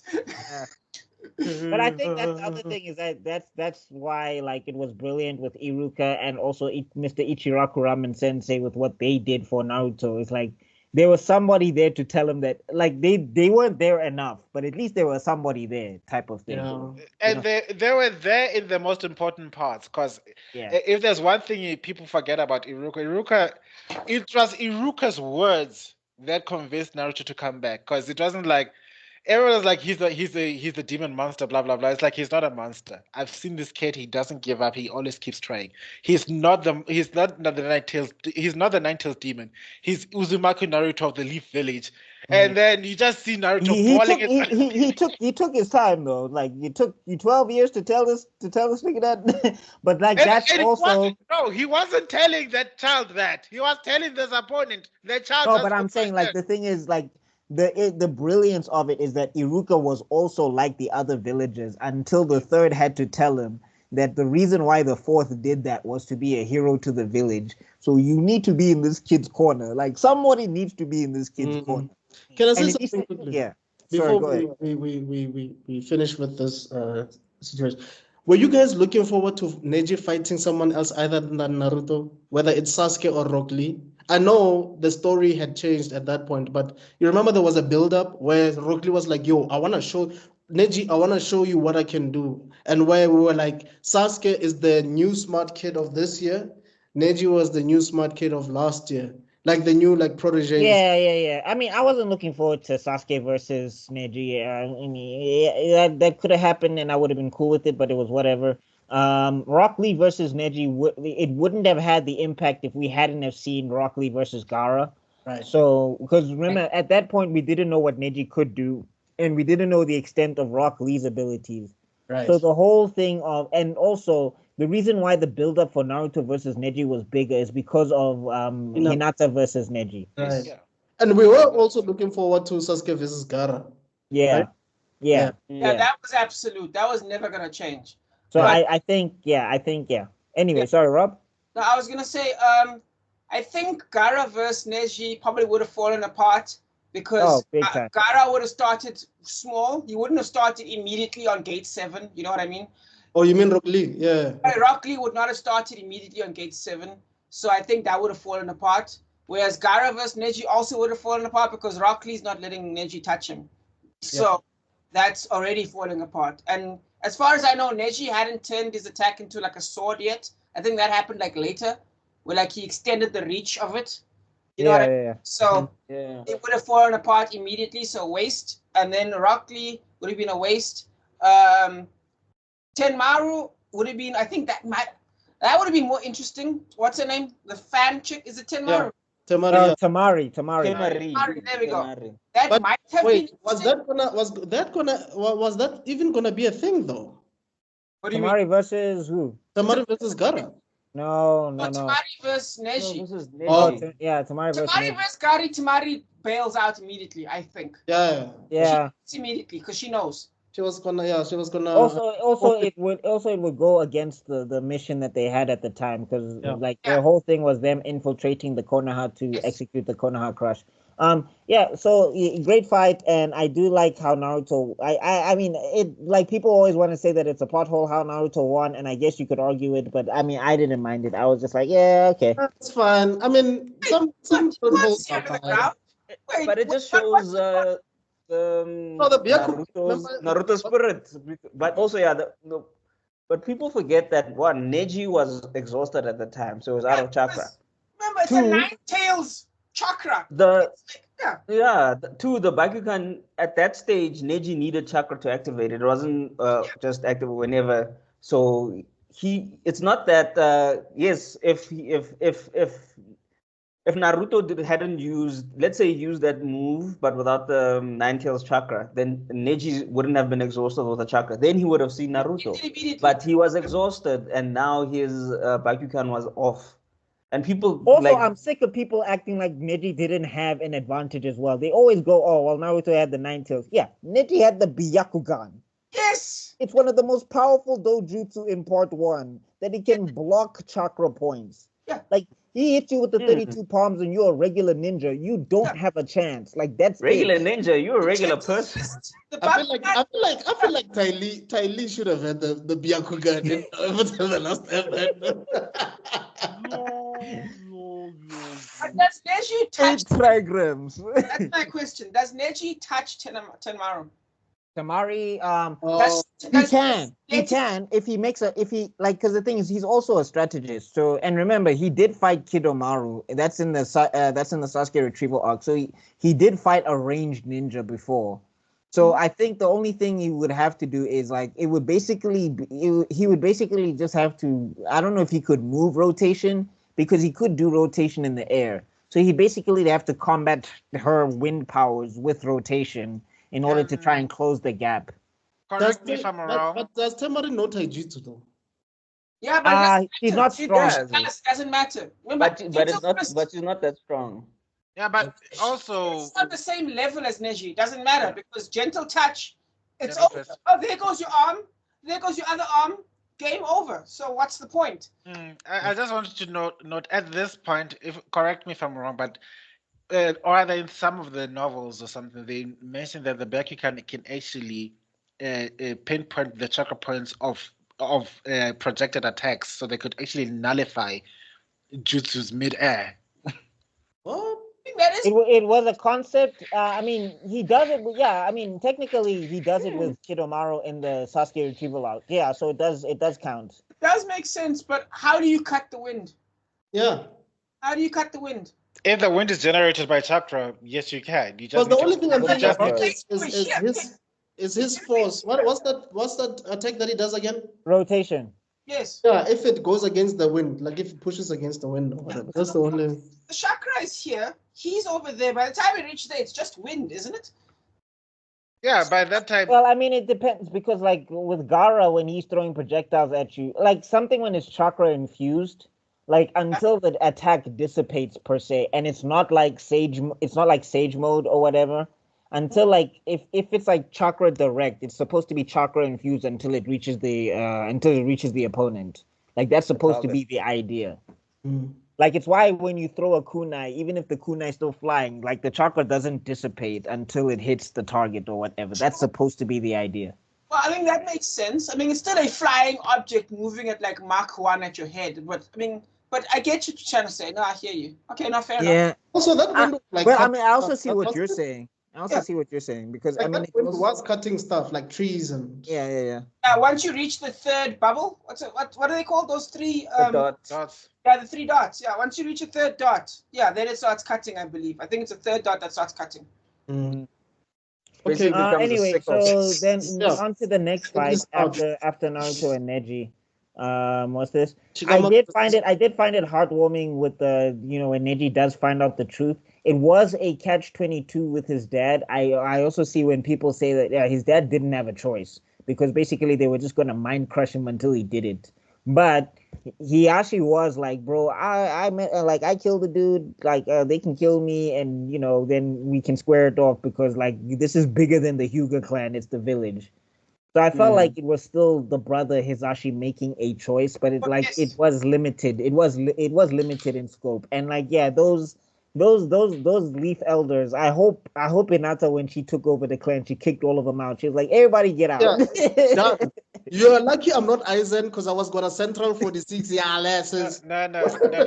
If I know Hinata, it's like, okay, honey, who's the Hokage now? Who's married to the Hokage? So let me tell you something. You'll have about 5 minutes To peg your ish. Vibe. No, or she just stood in the middle of them and she was like, yeah, this was Neji's favorite technique. I just want to ask you something. Let's just see. How's your Bakugan working? Okay, I want to see if you're gonna see this coming. Okay. 8 trigrams, lion fist palm. Anyway, it's Shikamaru visit. Oh, did you know that my husband gave me a fist bump earlier today? So guess who's infused to certain chakra? Oh, you didn't expect that to happen from my husband? My husband, the father of my children. Yeah. But in terms of philosophy, I feel like I feel like people that criticize that are being ridiculous because in terms of philosophy, that choice is everything. Do you know what I mean? Yes, you can say the field of choices is narrowed, but welcome to life. But I mean, Tebello, you need to do Naruto. You need to do Naruto abridged, dog. You need to do Naruto abridged. I'm telling you, dog. I'll watch the hell out of it, bro. You're gonna Oh watch my the hell out God. of it, dog. Oh my Dude, God, I that'd swear be to God, hilarious. if I could figure out how to do that filter with the eyeballs and the mouth thing, I swear I would do my own abridged, dude. I would love to do that shit. I just don't know how that filter fucking works, dude. No, I'll figure it out, or I'll ask the people who can All right, figure it so out. then the next one is Shikamaru versus Tamari, which I think was a brilliant battle. Like the thing I love about Shikamaru's battles is they're never flashy, but they're always interesting. Like Look, if Shikamaru was in the X-Men, he'd probably be the leader. You know what I mean? He'd be like a Cyclops type, if that makes sense, or a Professor Xavier type. he's too good to his women. He's too good to his women to be one of those guys. Shikamaru says he hates girls. And you're like, he's too good to his women. He's like, I hate these bitches. And I'll never get married. That's your wife right there.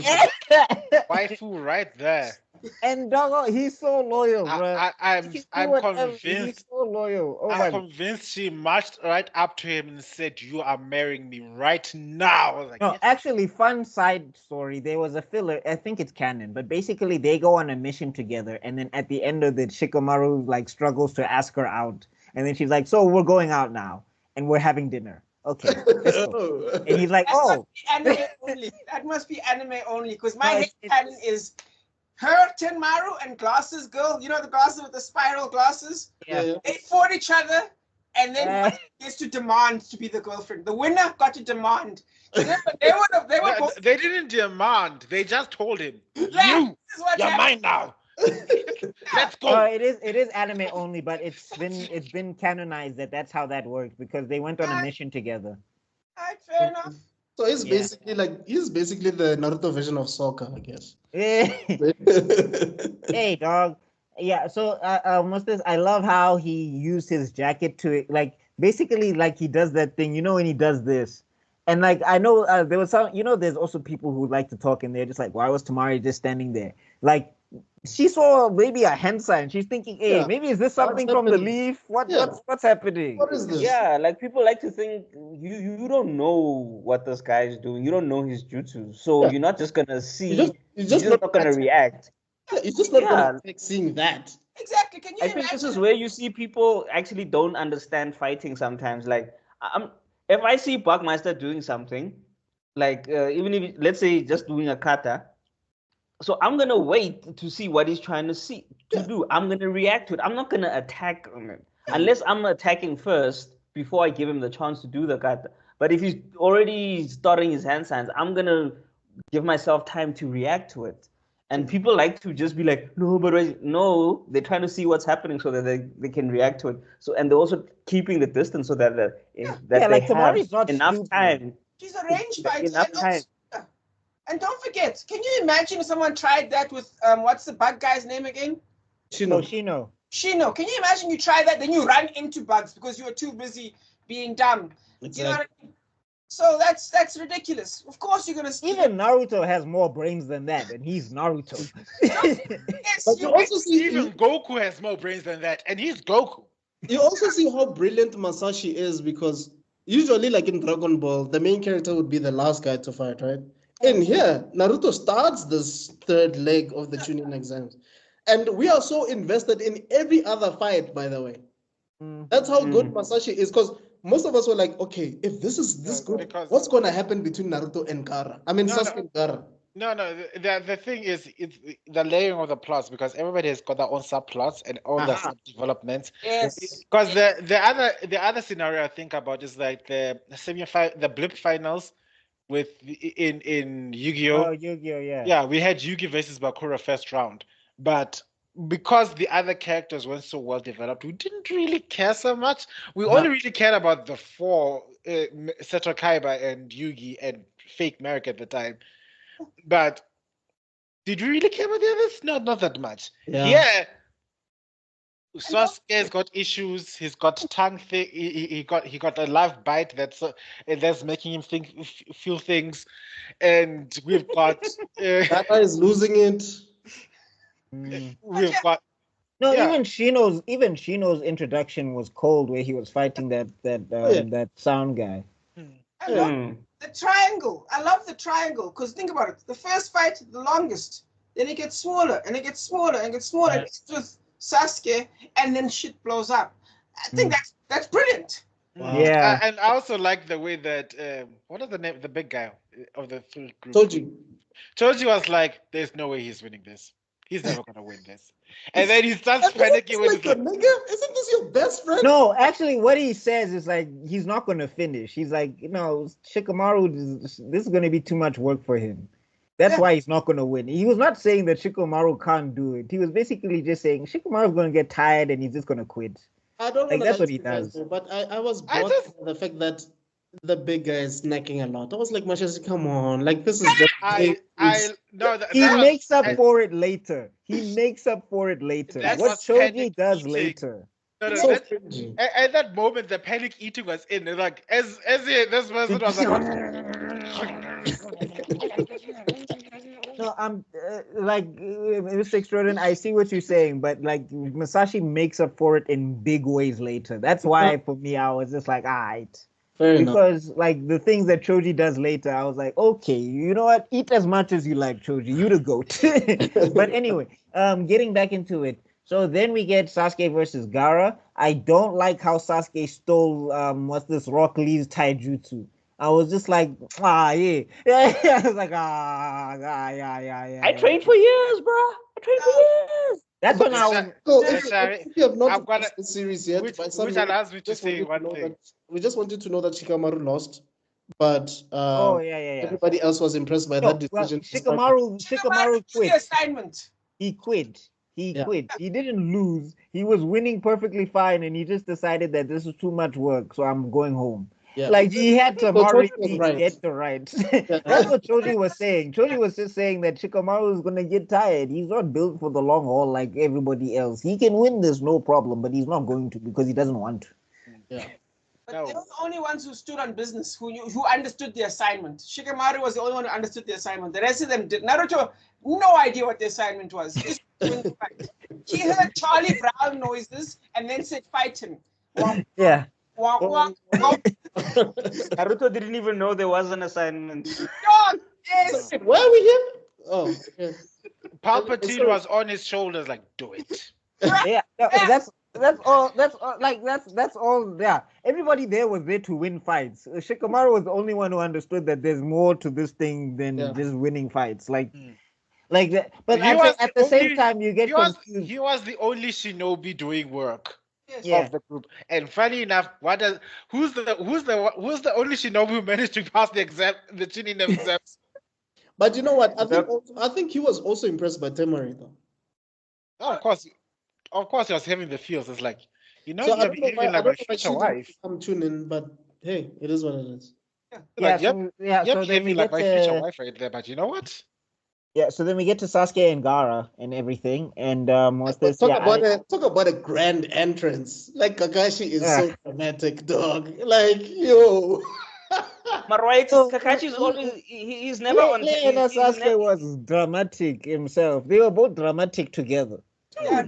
You're like, what is this WrestleMania? Calm down, guys. Relax. What's with the leaves? Like yo, chill. In time, you just needed like the glass to break, and then they show up. Oh my God! Oh my God. Is here. Like guys, you know what? The The first time I watched this, I was at the edge of my seat. I'm like, is Sasuke gonna miss this? Like, yo. Like, are you? Dog, when you're young, dog, you really feel it. When you're young. You feel every moment. No, He gets stressed, but everything stresses you out, man. There's certain parts that I'm rewatching now because I am just watching it because I need an excuse to rewatch Naruto again for like the 15th time. But basically, I'm watching it and I'm like, some part was like, yo, this was so hype when I was a kid, and now I'm analyzing it and I'm like, yeah, this is still hype, but some of this stuff doesn't make sense. Was it necessary though? There's a moment, and we'll get to it when we get to it. But anyway, so we get Sasuke versus Gaara. It was a cool fight, and then you also get to see how insane Gaara is, because basically he was praying to his mother while he was in his sand shield and all of that stuff. And Gaara he was literally praying to kill someone. He wasn't praying for a thing. He was praying for death. And like I'm saying, the other thing is Gaara actually kind of went through this arc because he had never been hit in his life. And like the first tournament that he's in, he got punched and kicked like high level speed taijutsu, and then he got stabbed in his chest via Chidori. It was a rough day for the perfect defense, my guy. At CTE at the least, dog. This man, when they slam him on the ground, I don't care about his armor. That's still brain damage, dog. That's still a concussion. You know what? I don't know. I feel like Masashi was like, okay, my boy Rock Lee got washed. I didn't plan this. My hand just did his own thing. I'm gonna get these two main characters to beat the crap out of the people that Rock Lee was supposed to beat, Neji and Gaara. So I'm gonna make sure that these guys beat the hell out of these guys. By the time I'm done, they will need therapy. Yeah.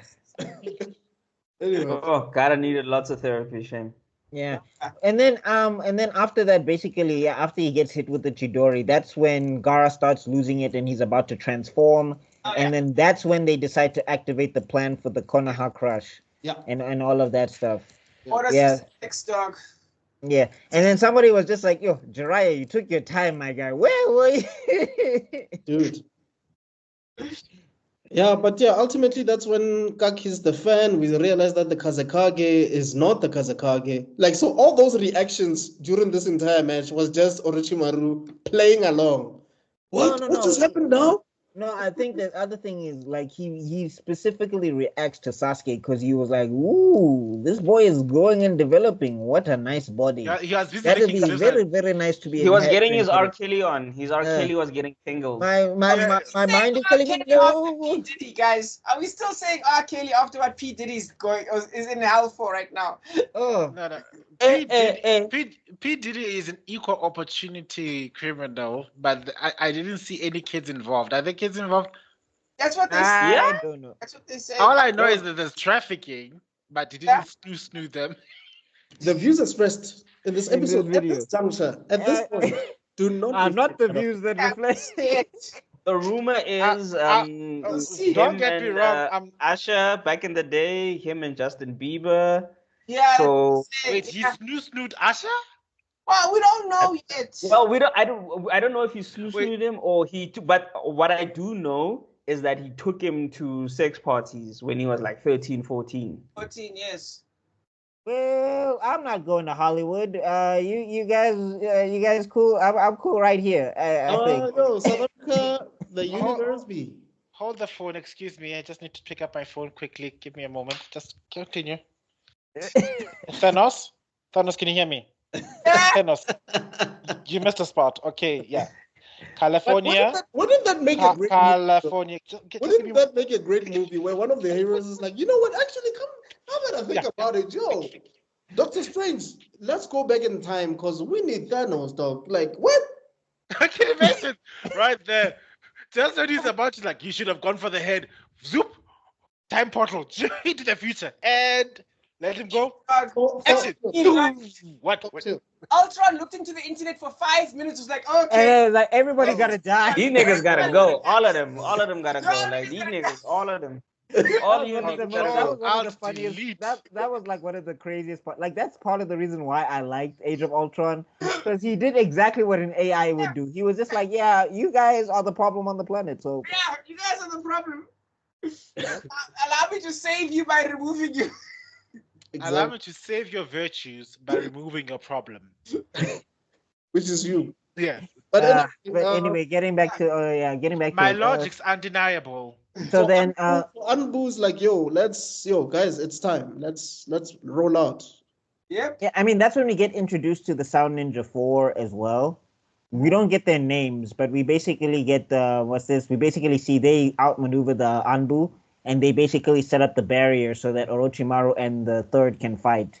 Right. Underrated fight. I think it's it's a really good fight. Like you can see they did a lot of rotoscoping in there. You can see there's a lot of movements where you can see that they were like the budget got kicked up. Even at the beginning, I'm saying even at the beginning of the episode, you get to see Naruto and Shikamaru and Sakura, they look different. What's going on here? Like Sasuke is jumping through the tree. Kakashi and Guy fighting, even though it was like mostly off screen, but their faces you can see like there's extra shading and stuff. You're like, hey man. No, like Sasuke was jumping through the trees, and I'm like, he wasn't jumping like that last episode. Like last episode, he was just hopping. It's kind of like the episode where Sasuke was fighting Orochimaru the first time before the giant snake. Animation in there. I mean, there is a meme that shows like Sasuke's head like that, and but that's the whole point of that style I was talking about of movement. Sakuga. Stretch and. Yeah. Well, I'm saying they call those type of sections Sakuga, I think. Oh. Like they hired a new director. They're like, okay, let's hire a new director just for this fight scene specifically. Wait, I just want to share a funny moment. Is this the moment where one of the Kakashi's dogs comments to Sasuke was like, I thought I smelled it. You use the same shampoo that I do. It's like, oh my god, the same as a dog. Same as a dog. A dog. The way she was so limp as she was jumping from lift to lift, like, oh my god. There's chaos in Konoha, and the only thing you're thinking about is the same shampoo that the Sakura is using. If you found out, the Shikamaru stayed awake and all the Junin fell asleep. What I'm saying is that the argument that we made earlier about security being crap. No, season. Dog, if you're not part of the 11, if you're not like a named character, you don't have skills. Forget it. If we don't remember your name at this point of the story, dog. No chance. That's why people talking remember, about. basically, all these guys are like henchmen in movies. Like they are trained soldiers, but one guy will come with a gun and shoot them all. No, I like.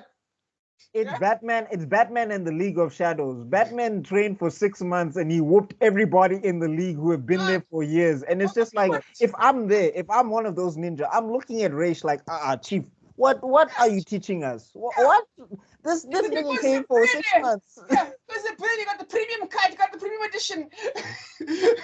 No, I just want to also add it's you also get the sense like it's a bubbled world. Because here because if you see, or rather, these Jonin and Shippuden Jonin are two worlds apart. Yeah.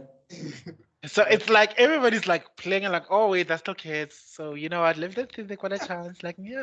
Oh look, I'm asleep. Okay. Like, I don't know. Did Shippuden Jonin do any better? Yeah. There was a security perimeter at the Ninja War, I'm sure they were not that there bad. was a security perimeter that Pain had to try and beat at the from the ceiling. So Pain had to at least, do some stuff. So there is some Jonin level fighting. They went back into the gym. They were like, "Alright, guys, we dropped the ball here." So like we cannot include all of them versus Madara because it's Madara. So we understood like okay. Yeah, I love that meme. I love that meme with that fight. We need to get back to the Naruto we're talking about, but I love that meme where it's just like if you pause here for 2 seconds, you can see this guy clash swords with Madara. He's definitely Kage level. He blocked 2 of Madara's attacks. No, yeah, true. If this guy was not fighting Madara, he'd probably be like the 3rd strongest in the show. As you can see, he dodged Madara's kick. Can you imagine being the guy who was like, okay, I at least gotta get 1 strike. Next thing you know, there's a bomb piece of paper on you. It wasn't even you didn't do anything. Imagine being the last guy and you're seeing everybody die and you have to go up against Madara last. What's happening in Jujutsu Kaisen right now? Like this guy is only left with Sukuna. It's like, this is like the only guy left here. This is Sukuna, dog. It's like, is there hope for this guy? Is this how I die? Is this how it ends? Oh my god. Anyway, getting back to it. So Sasuke chases so basically, we get the fight with the 3 Kage. We get to see that the Kage level combat is kind of insane. We don't get to see like the full extent. Because at this point, everybody thought that the first Hokage was just a regular ninja that used trees. No one knew what the first Hokage was capable of. It was just like, okay, he's a and we also saw that basically we also saw that basically Orochimaru had access to Minato Namikaze, the 4th Hokage, because what's this? At that time we were like, the 4th Hokage has to be the strongest Kage because Sarutobi was like, he cannot let him summon that one. No. I'm pretty sure he figured like if he finds out what I've been doing to his son, he's going to kill me. He's gonna break free of the Edo Tensei and kill me just as is. But also, I think Shikamaru was showing off a bit, like so many jutsu at the same time, and like you transforming into a woman and laughing, and I was like, that's the second time I was like, this is witchcraft. Orochimaru. What the hell is going on here? This show is way too witchy for me, man. I was like, no. Witchy, dog. You're like Satanism. Like, dog, the way even the third was like, what are you? Like, are you a woman? Like, what the hell? No, he was pissed off because he got to see the full extent of how lost Orochimaru was. And stuff, And Orochimaru was just having fun, though. And what I also like is when when Enma was summoned, it's like, Sarutobi, what are you doing? Why are you holding back? Guy, I know you. What the hell? Why are you throwing your punches? Why are you pulling your punches? Stop caring about your damn student for a moment and start thinking about the damn village. Do you hear me?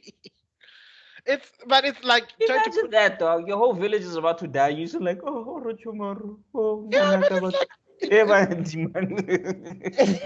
like, I don't know. Aye. Let's respect Sarutobi Sensei Nyana just a little. That's the giant. Are you my height? I need you to be this tall and hit him with the stick. That's what I would have said. Yeah. When you see like Masashi's like, I'm gonna include Goku in here, but the original one, but I'm gonna make it Sun Wukong. Adamantinyo. Aye. But, That was a cool technique though. What I like about this fight, the parts that I've seen, because it's still bits and flashes. I read the manga. I also saw parts of the fight. Is that yes, Sarutobi was pulling his punches, but it didn't mean that he wasn't holding his own. And yes, Orochimaru was being petty as all F in this fight because he was like, "Look at me now, look at me now." Look at me now. No, I should have been Hokage. I think there's a point where Sarutobi like he takes the kid gloves off, but like I think he like it was hard for him because I think one he was old and two it was Orochimaru. Like I think had he been a little bit younger, had it been 10 years ago, I think he would have spanked Orochimaru. Even 5 years. Was not a student. Like if he didn't have any care whatsoever for his opponent. And yeah, he was also fighting against the other Hokage. Let's not forget that part as well. Let's not forget about that. Yes, their powers were... And the first and the second. Yeah. Not just any like I the think dude who basically the first was literally the dude who dominated the ninja world. He was like nobody wanted to smoke with him. That's how the god of Shinobi. His predecessors, basically. And the second was the power of racism. And I think that's what also converted. Not racism, it's Uchiwaism. He loved all people except the Uchi.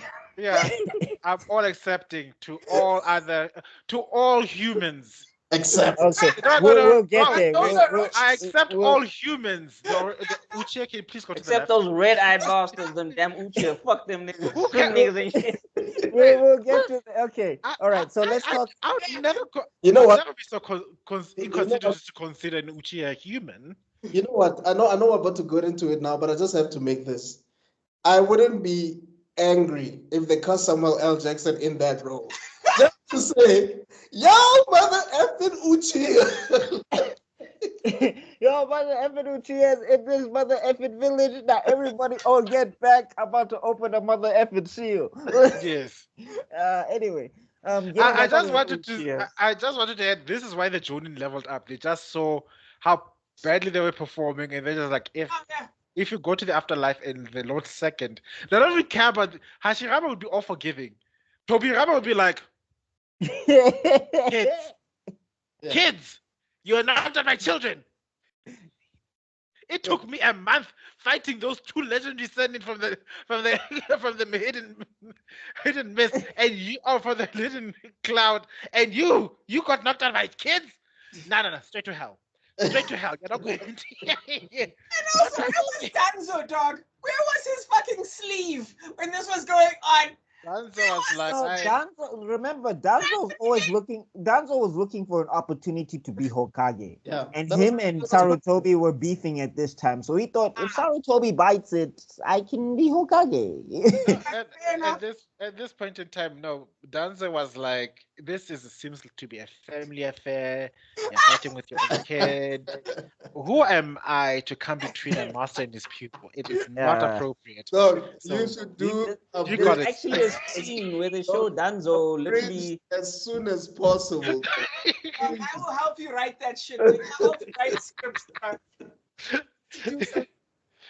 But there's literally a scene where Danzo is like telling his ninjas like, no guys, let's wait, we're not going there. So that's how insane his want of power is, because the ninjas were like, yo guys, the village is in trouble, we need to go, and he was like, nah, chill.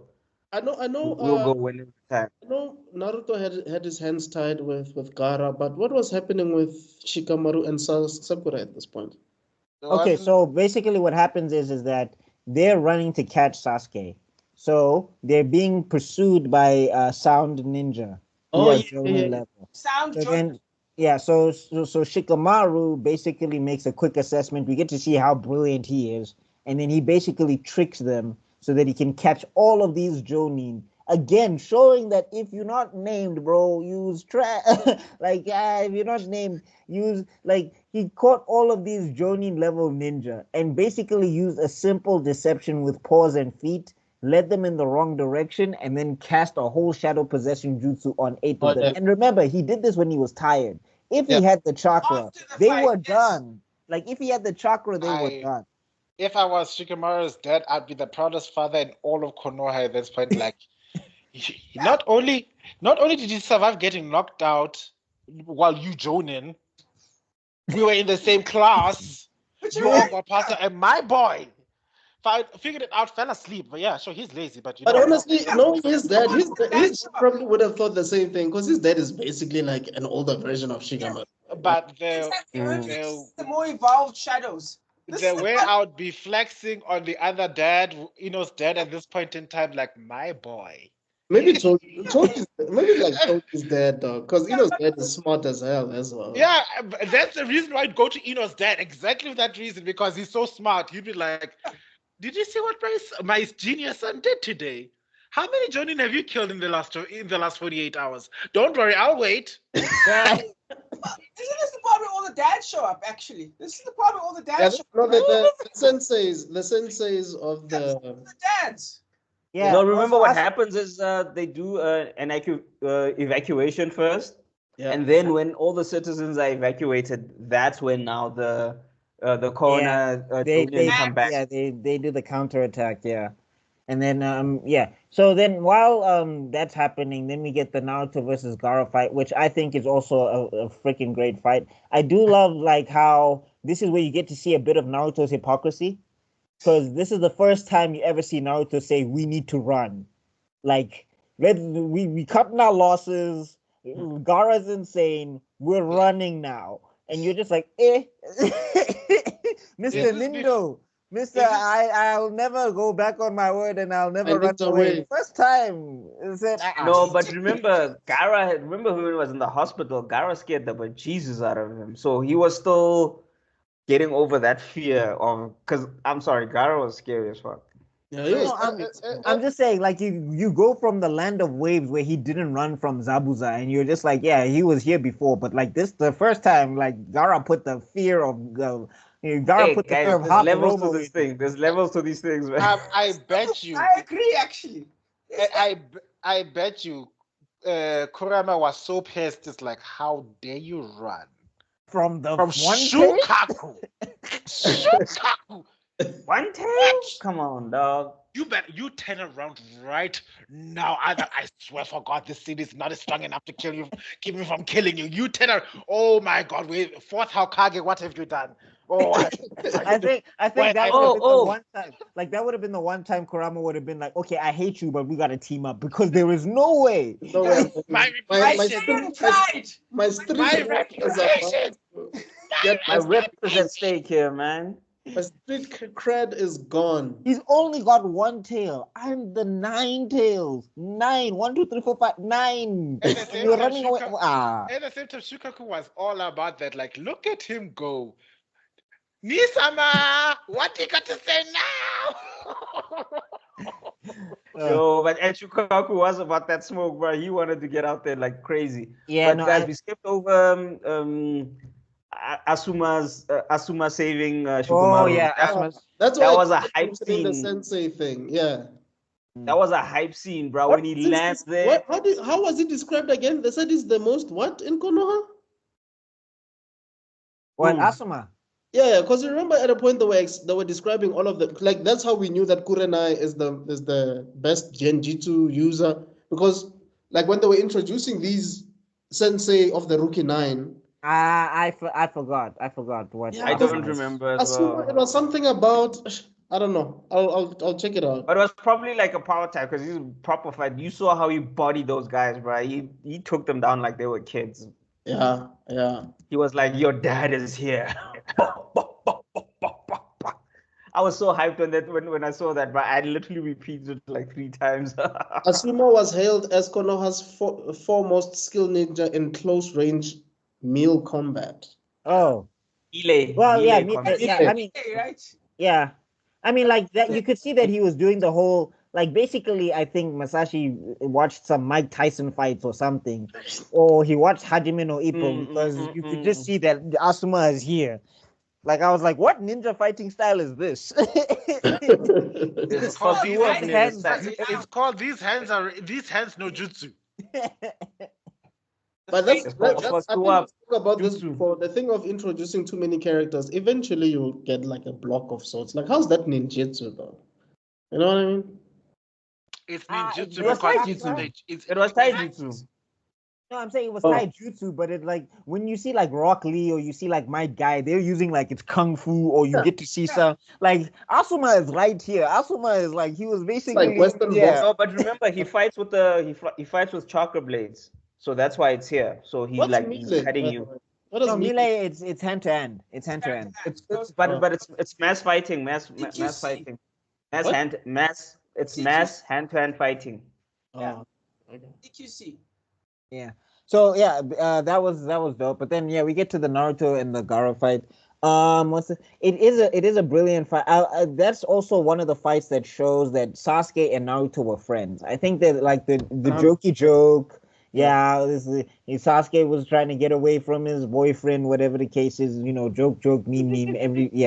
That thing floats around all the time. But like this is one, and it's not the only moment. I mean, we had the moment in the Land of Waves. We had the moment where they're climbing the trees together and all of that stuff. There's another moment with Hitachi a little bit later, but like, yeah, Sasuke no, giving Sasuke, Naruto his last meal. It was all things. and also like taking like also taking the arrows or the knives or whatever, no, the senbon for Naruto in the ice thing, taking the senbon for Naruto. Yeah, so they were friends. Yeah. Like this business that they weren't friends. Like I feel like you haven't watched the show if you're coming away with that conclusion or whatever the case was. But yeah, getting back to it, so Naruto finally steps up after Sasuke says the words, "I don't want to see my I don't want to see my best friends and die in front of me ever again," or whatever. And it's like if this is where it ends, this is as far as I was meant to go, or whatever. Showing that Sasuke was willing to die for both Sakura and Naruto. Now again, not on a romantic, because I know people like to want to with the Saku, they want to say that this was where it was getting romantic, and I'm just like, was it? I don't know. It's because for some reason 2 guys can't be friends. Well, not that. I'm mad. talking about Sakura and Sasuke, because like you mean that? yeah, because they like to cite this moment and they like to say that this is where, and I'm just like, yeah. Yeah, and you still don't forget Naruto still was his first kiss, so yeah. I'm just gonna just say it out there. First of all, Sakura and Sasuke are completely unjustified, at least especially in the manga. They're more justified than Avatar Avatar 2, in my opinion. The coupling at the end of Avatar 2, what's it called again? Legend of Korra? What's that? I've never heard of that. Oh, Korra and Asami. I like it. Who's that? Is that some fan fiction you're talking about? We don't speak about that here. I see. What did Tebello say? Just like no jutsu. There is no Korra season. There is no Korra season. There is no Korra here. Wait, There is no Korra in more justified? No, yeah, you were saying Sakura and Sasuke is not justified, which I mean, Masashi did try to set up some sort of plot threads, but he dropped it really early because they kind of bond in the Forest of Death, kind of. That's true. And then also, she's the only one who really worries about him with the curse mark. Yeah, because so she witnessed it. She's the only one that witnessed. And also, Sasuke did break that dude's arms because he was picking on Sakura, and he does say, "Sakura, who did this to you?" But then afterwards, it's just like afterwards he was just like, "I'm sure that's enough. I can put these 2 characters together now," and it was just like, "No, okay." Okay, here's the thing with that, right? Because I am a big fan of hating on Sakura, but because she's Oh man, if only If she Pila was was written there. today, everyone would think she's one of the most garbagely written characters in the world. Zoro, where are you? If only Zoro was here. Minato. Yeah, AKA Zoro. dog. Even Hinata is more justified than than Sakura because literally, do you guys see my TikTok? Nobody. No. Where is this TikTok, sir? I need to watch it multiple times. Basically, I talk about the hospital fight, right? And in the hospital fight, I rewatched the anime just now because I thought we were gonna get there in this. I'll have to come back for that. Well, I one. hope we get there. That's Sasuke retrieval. That's Sasuke retrieval. That's the beginning of Sasuke retrieval. All right, cool. I hope I'm there for that. But if you look at Sakura, dog, first of all, she makes Sasuke apples. Did he say he likes apples? Did I miss an episode? And number two, let's ignore that. When the whole thing's going down, she stands perfectly still, shaking. And then as they're about to connect in their attack, she's like, no! Nigga, you're late! You're late! You're late!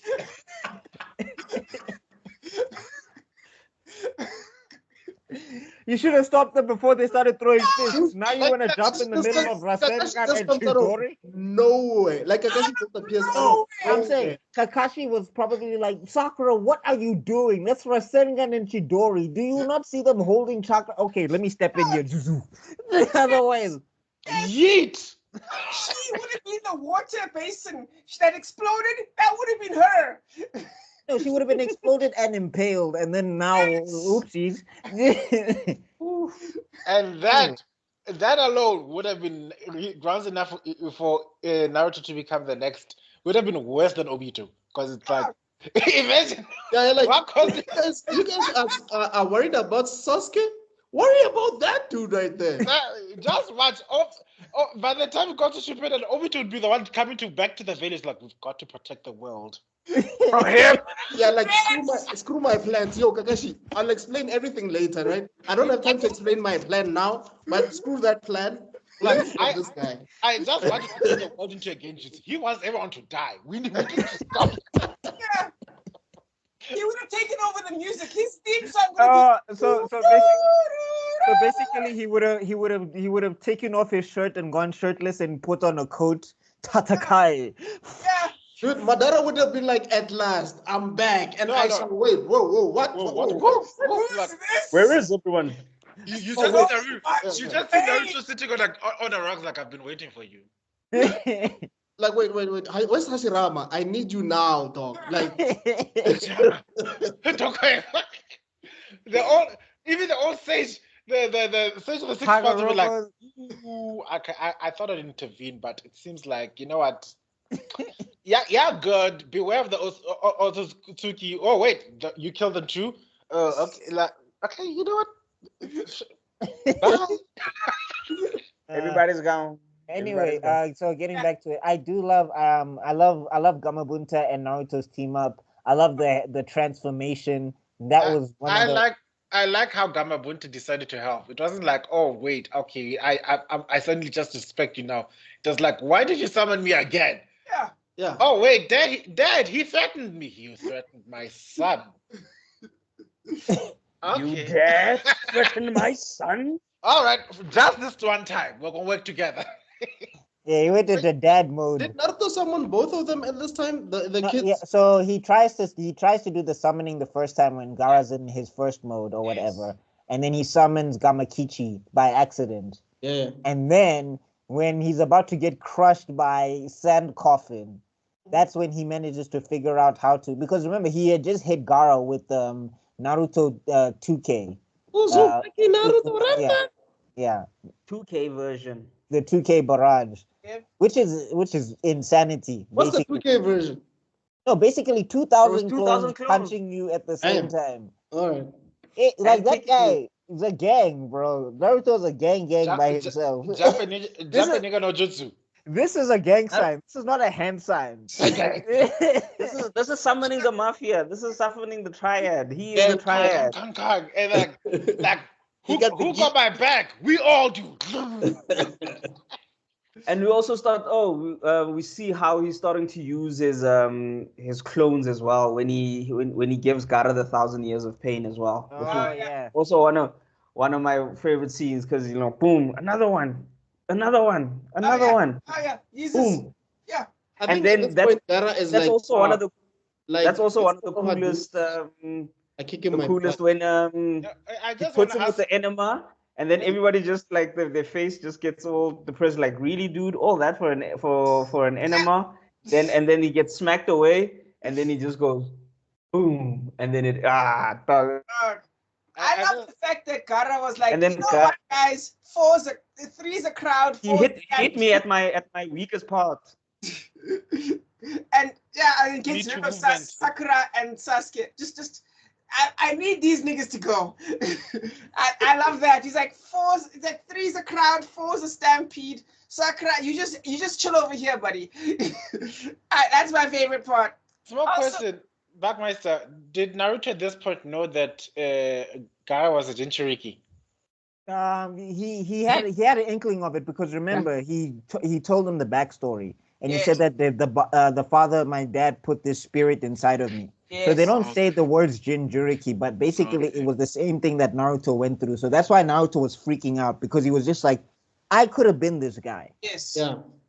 No, because that's what. Okay, then the Tokno Jutsu he had after he smacked the snot out of Gaara makes sense then. Yeah, because he was also talking about Jutsu Gaara at the same I'm time. gonna say, I think like when Talk No Jutsu happens, I think people always like when we get into other instances of it, I always think that it's always effective. I've never seen a non-effective, in my opinion, I've never seen a non-effective Talk No Jutsu, and I'll be so prepared to break it down when we get into it. But anyway, getting back to this, right? Yeah, let's stay on topic. We'll get to those ones because we'll get to Shippuden. I think that's where everybody's like, oh, the Talk No Jutsu is kind of shaky, and I disagree. Yeah. But anyway, we'll talk when we get to Shippuden. Anyway, so yeah, we get into this fight and everything, and what's this? We get to see the transformation and all of that stuff, and we get to see Naruto using some of the Nine Tails Fox or whatever. And this is the first time where he asks nicely, and but remember, I think people need to remember. Kurama is not Naruto's friend until we are 590 chapters, I think. Yes. Somewhere there. 590 chapters into this. Kurama has not been Naruto's friend. He's just like, I want to weaken the seal so I can vie. Not just vie. At some point you can see Kurama's like actively trying to kill this child. Yeah. Give me a chance. Give me one moment. Give me one moment. Just No, give that's me the thing. one. As soon as now it's like Just step a bit closer to this jail cell that I'm in. Just like the whole point is that as soon as he vacates Naruto will die because he will not have all of the life force and everything that it takes. All of that stuff that it takes to hold it would take his life force. Like Naruto would be dead. Like, because remember, he's also a half Uzumaki. He's not a full Uzumaki. Right. So he doesn't have all of the life force that full Uzumaki has. And canonically speaking, the moment you lose the Jinchuriki, you die. It doesn't matter whether you use it. Only one case it's seen where it's lasted longer than it ever should have. Yeah, but wait. No, the difference is that in Uzumaki, because of their sealing techniques, like, okay, skipping ahead quick to Kushina, right? Kushina, full Uzumaki, she was able to withstand to the point where she was still fully conscious and still able to use chakra because that was the power of the Uzumaki Edi village and their sealing techniques. That's why they were such a danger to everybody in the world and everything. And they were teaming with the Konoha, so everybody conspired to destroy the Uzumaki clan and the Uzumaki village. Anyway, now getting back to where we are now. So yeah, we get the headbutt, and then we get one of my favorite Talk No Jutsus. Yeah, it was a good one. I mean, that changed Gaara's life forever. That thing, it changed his whole perspective. Yeah, with that, Naruto was busy crawling towards him with his chin. Yeah. That is so. How powerful is your neck, child? I was thinking the entire time, like, what the hell?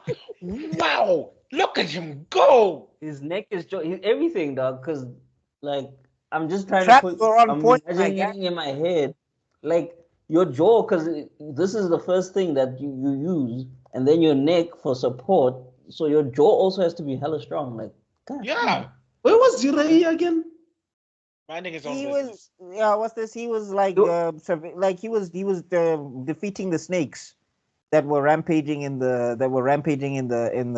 village. Oh, okay. I mean, Oh, I thought it was oogling girls. And I think this is where Sasuke is like, wait, Naruto can summon that? Yeah. Hey, Sasuke was like big, like he was half hating, half impressed.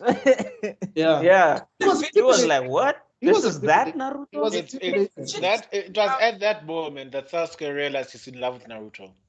Like, what is this? feeling? no, don't, I hate him, don't, but do, I'm so impressed by him. don't. What? do What? this. I've never felt this way before. Oh Could this no! be? Ah, Jesus. Another abridged moment, but okay.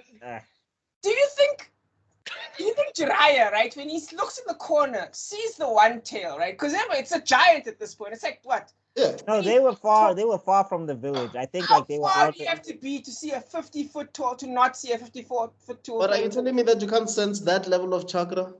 No, remember everybody's also wrapped up in their own thing. So like if you're you not can't see a kaiju.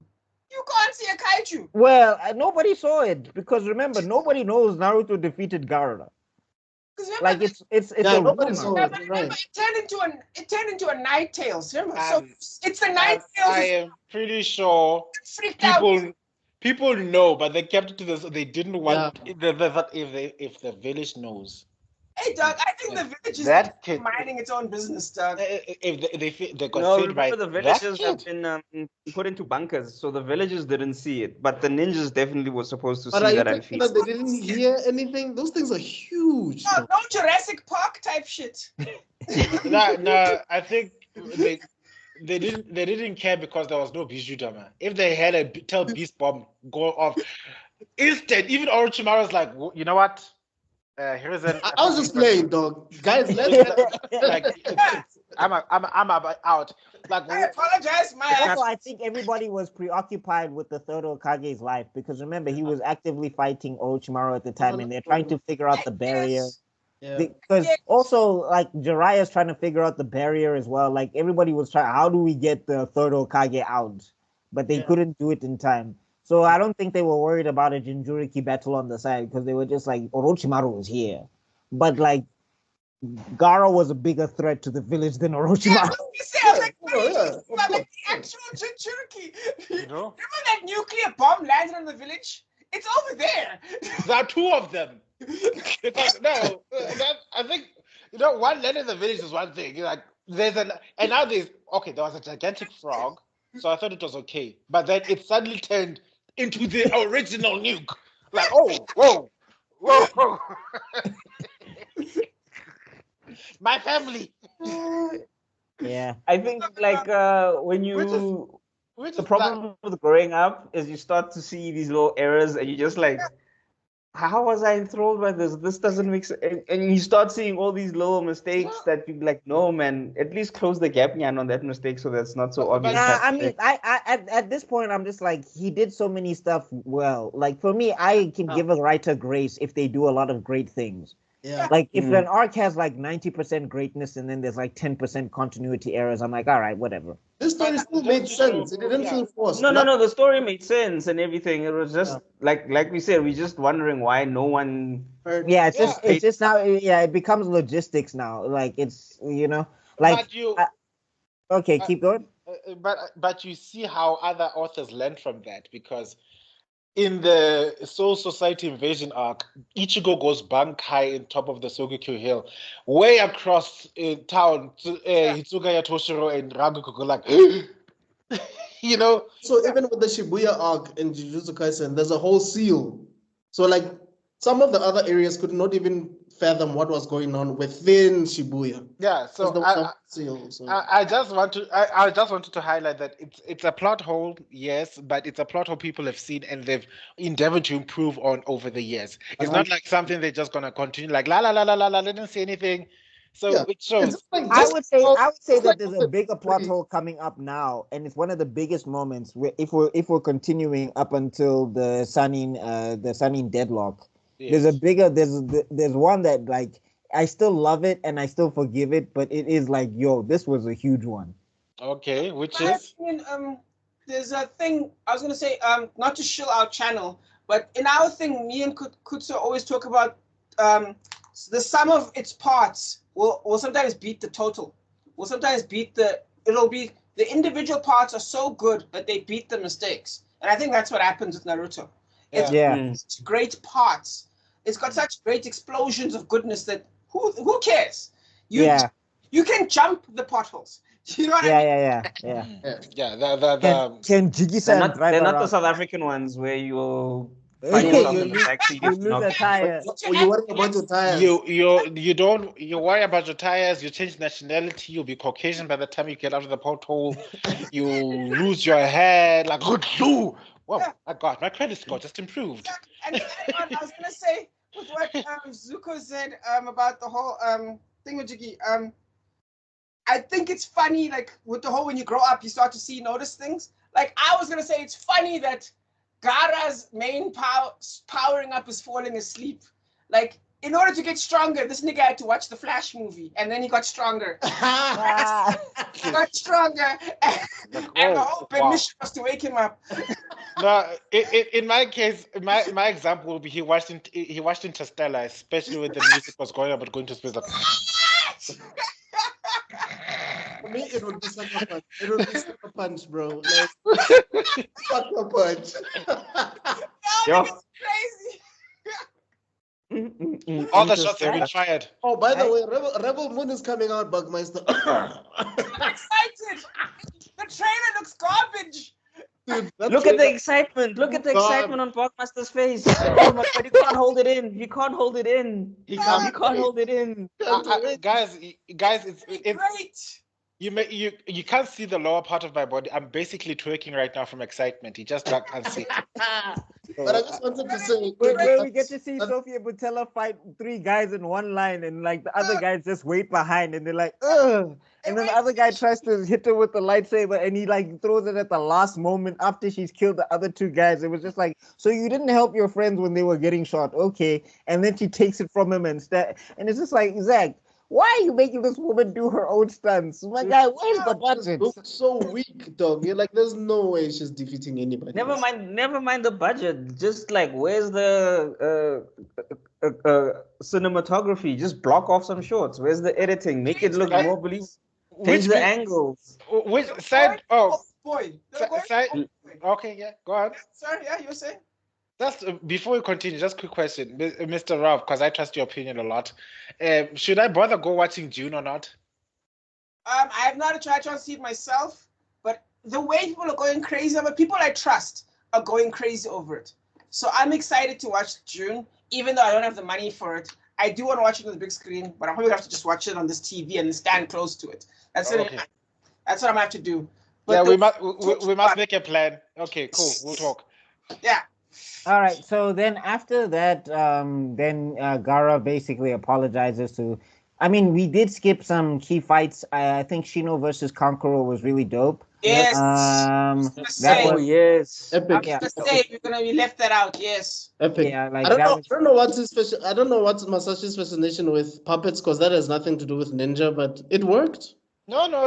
There's a lot to do with ninja. Okay, explain. Yeah. It's like a person. Remember in the tuning exams? Remember the ninjas are all guys of misdirection. So sometimes that make little there are stories of them making life-size puppets to make people think that they're in one room while they're in fact going out doing something else. Oh, I see. The tuning exams are the best example of that. Yes. What's that? The tuning exams, they do exactly what he's saying. Remember, he makes a fake teacher. He makes a fake teacher to examine everyone's tests, and then he uses that fake teacher to take copy answers. Yeah. Oh yes. Yeah. So that's a 100% application. It's better than Naruto, who can literally do no ninja things. I will not give up this like guy that. to be a ninja, and I'm just like, Hey, Naruto doesn't give up. Yes. Naruto does not blend with any of his environments. Like Sasuke Naruto tried is with the living embodiment of it's a stealth mission when everybody is knocked out. Everybody's dead, yes. It's Hollywood whitewashing done by a Japanese author, dog. Like, I'm gonna get a blonde-haired, blue-eyed kid to be the main character of this highly Japanese law, and yeah, make it work. No, but I'm saying like the thing is all of his jutsu, like the shadow clone jutsu was used for infiltration. That's the original use of shadow clone. All right. Because if you get caught, your shadow clone disappears, the village is safe, and you as a ninja are safe because they can't find. And you acquire the knowledge that the clone. You only found that out in the second half. You only found that out in Shippuden, and that's No, late. no. I'm thinking they didn't say that in Shippuden. Basically, when was this Kakashi? Kakashi does like when the way he's using shadow clones, he was using them to outposition Zabuza. He was not using them to fight Zabuza. He was using them to trick Zabuza, as Zabuza was using water clones to trick Kakashi. Like that's the whole point of them. Is they're supposed to be like bait and switch. It's supposed to be like a high level substitution. Yeah. Enter Naruto. We all punch you. You don't care about strategy. 2K punch. I'm gonna use it as a strobe light to be secretive. And you're wearing orange. Orange Whole overalls. ninja. He doesn't blend with his environment at all. He's the last person to be a ninja. Absolutely. Yeah.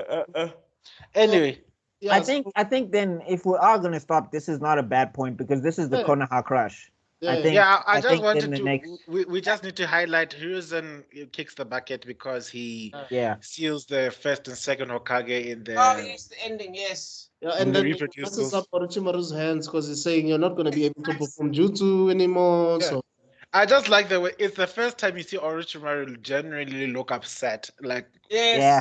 It's the and first time- yeah. and that gave me such catharsis. It's like you deserve this, suffer, bitch, suffer. But yes, and like the movie 300, that works. Remember in 300, Xerxes doesn't die. It's about does a god bleed?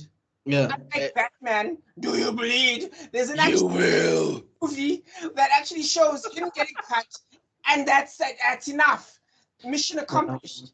And But- that's Except like if we're talking about 300, sorry, we just have to go off. I'm like Leonidas, bro. When you went to go have a conversation with this guy, you didn't take a knife because if it was me, I'm stabbing him. We're not talking. We're not having a Leonidas. conversation. Let us reason together. Let us reason. You must have the pose. We must reason. Let us reason together, Leonidas. he's fortunate that there was no Exactly so well. there was no Kenpachi in his soldiers. If Kenpachi was there, it was like, yo, Leonidas He's Sama, a I'm god. killing this guy. yeah. I'm in there. Like, Kenpachi would have been if I was Leonidas, I would have had one guy posted up by the mountain somewhere. As soon as he does, let us reason. Yo, arrow! Like I would have done a signal. Because then the army collapses. Because that's the thing. That Yeah. army like it bends backwards for Xerxes. And I'm like, dog, we 300 guys versus 1 million. You kill him. Have you guys seen Serenity or Firefly? Have you guys seen Serenity or Firefly? I've seen Serenity. I've seen Exactly. some I've seen Firefly. both, but I don't remember them for some reason now. Oh, there's a scene, right, where Nathan Fillions' character and Yeah. then, the other character is like, I'm unarmed. Let's Yeah, talk. he's like, oh, good. Yeah, exactly. Oh please! I've got an even more funnier scene than that. Who's watched Fifth Element? I was just, Yeah. There's like one more shot and you start killing hostages. Like that's the leader. Like Oh, I'm gosh. never negotiating. It was like, mind if I go in? Oh, okay. We are sending someone in to negotiate, and then like walks in. Like, Yes. and then else wants to negotiate. Like, when did they negotiate like that? And then the president is like, oh, I wonder. Yeah, that's what you do. Yes. Yeah. Like you don't talk when you have the chance, Chief. Like, come on. But yeah, bring it back. I just want to say one question before you guys close up. I just want to ask Aye. a question, right? Now, you guys know Game of Thrones, right? Yeah. Mm. You guys What's know that? Lord of the Rings, right? Up But until season which 6, season? yes. Yeah, which season? That's the question I need to ask. Lord of the Rings doesn't have seasons. Oh no, you mentioned Game of Thrones. I wanted to Season 1 elaborate. to 1 to 4. Okay, because Right. for me it ends. I always want. I love the fact that it ended with Daenerys on her boat going to Westeros, and then Yes. they canceled the season there. Then I wish they continued, but you know what? That's how it ends. That's life. With Jon Snow defeating Ramsay, right? That's where it ends. Yeah, that's how it ends. Like that beautiful song. Like. You struggling with me. I'm like, nah, where Tyrion kills his dad in the toilet. That's where it ended for me. Yes. But point is, that Lord of the Rings, right, came out, and then George R. Martin made Game of Thrones as kind of a response to Lord of the Rings, where George R. Martin's like, yo, man, what's Aragorn's tax policies? I don't know if you guys have heard that. Yeah, I remember the discussion, and I was like, you dumbass motherfucker. Anyway. I know what you mean, yes. Like, all my respect for J.R.R. Martin was like, we come back. Don't go. Yes. Yeah, that's what happened. 100%. But now I think, you guys can correct me, you guys can argue with me, but I think Jujutsu Kaisen is a response in the same manner to Naruto. No, definitely. Because it uses the same material, the same tools to create a completely different story because it's reacting directly. But no, well, it's Clover twofold. It's is twofold. not. It's twofold. I would say that Jujutsu Kaisen is a response to Naruto and to Bleach. Yeah. There is a bit of Bleach in there. I mean, there's a lot of Bleach. Like the whole domain expansion is basically like another version of Bankai. That's and it's also set in it's more of an urban environment. Yeah, that's true. Which screams Bleach. I mean, it's more. I would say it's more parts Naruto, but there's a lot of Bleach in there. Three antagonists, one female. Each character discusses their backstory and their power sets in the battle. But in Jujutsu Kaisen, they deliberately use it as a tool against the good guy or against the bad guy to deliberately mislead them. No. Well, actually, how it works is in Jujutsu Kaisen, if you explain your technique, it gains more power. Yeah, like that's the trade-off, is that if they know how it works, your technique becomes stronger. That's the way he wrote around that. They mentioned misdirection as well, but because remember, in the fight with by the way, I've only seen season 1, so no spoilers. But where what's his face, the guy with the glasses? Nanamin. Yes. Nanamin. Yeah. Nanamin versus is it Mahito? Yeah, Mahito. So, yes. Where he deliberately mentions the weaknesses of his attacks, and doesn't mention that once the time runs out, there's something called overtime. That, like, do you know what I mean? Like, he deliberately stuff like that. So I'm like, that is no doubt. That is this man out here sending messages to Naruto. Do you know what I mean? Anyway, he tried really hard to make Naobara. He wanted her to not be useless. Like, yes, he went out of his way to make sure this is not Sakura. Definitely. Oh, definitely. I don't know, but Gege's problem also is that, like, he struggles to focus on characters. Like, he runs into some of the same issues that Masashi runs into. Because he'll set up somebody, do something great, and then after that, forget about them. Because what happened to Maki? Like, when Maki was introduced, is it Maki? Oh, don't worry about her. I'm talking about other characters. Don't worry about Maki. Like Amino Flex. What's his name again? What? Toto. Is it Toto? The guy with the voice. Wait, which voice? The guy who only speaks in food. The guy the tongue. I have no idea what you guys are talking about. I've never watched it. Why? No, he's being for real this time. It's not, guys. If you're a viewer and you've been watching us for a very long time, he ain't BSing now. Like, he's being for real. He's never seen. Toge. There we go, Toge. Okay, yeah. All I know is there's a hot Kakashi, which is impossible, but still.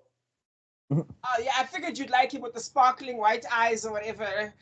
Yeah, but I'm saying, to Rob's point, like, basically, if we look at it, like, because a lot of JJK fans love to say this, it was like, Sukuna was what Kurama was supposed to be, and Itadori is like, he's like a skilled Naruto, or whatever the case is, because he has the thing, and he's the only one that can do it. And then also, like, Nobara is a useful thingy. The one who got shafted is the Sasuke of that group. Oh, definitely. Definitely. But they made his dad, like, super OP. Yeah. Definitely. But at the same time, I hate people who say things like that, because, like I said, writing is kind of like technology. One steps on top of the other one, steps on top of the other one. Yeah. That's how you grow. So when they go, oh, this is what he should have written. It was the 1980s, the 1990s. You can't fucking say that. You know what I mean? You can't say that. You're right. That's why I wanted to say, when we were talking earlier about how you're saying Jujutsu Kaisen is sort of like a response to Naruto. Yes. The big three were sort of responding to DBZ because they made sure, the big thing that they made sure, all the big three, is our side characters are not going to be useless. Just because we have a Super Saiyan, we're not going to shift all these other. No. We're not going to wait for Goku. The Goten 13 is still going to kill a lot of villains, no matter how strong they are. They're going to be useful. Ichigo's not going to be killing everybody just because he came in late. No. Other people are going to be killing a lot of other characters apart from Ichigo. And also, I just wanted to add, to just circle it back, Dune picked up from, well, some people would argue Dune picked up from what Lord of the Rings left off. Tolkien hated Dune. Mhm. I don't blame him. But The person, guys, I don't think you guys know the Dune expert here, right? By the way, is actually Zuko. Oh, why? Zuko-sama. Yeah, like Zuko. You know the entire lore, don't you? Like you even know the event. No, I watched the original series like years back in high Did you school. read the books? No, There's like 10 no. books. Or maybe it's someone else then. So, someone else. You got me confused, bro. From what I've spied from all my wonderful my hyper focused technology, there's Dune inspired Star Wars. Yeah. Yeah, Great. so Yeah. Actually, like, George Flash Lucas Gordon as did a well. Believe it or lot. not, you guys know that stupid movie, the Valeria Thousand Islands? That came before the Star movie Wars. is stupid. The manga is not stupid, but the movie is stupid. Okay. But George Lucas knew that before. That came first. George Lucas actually followed that. And Valerian is old. Yeah. Flash Gordon. Yes. And of course, Seven Samurai, Kurosawa.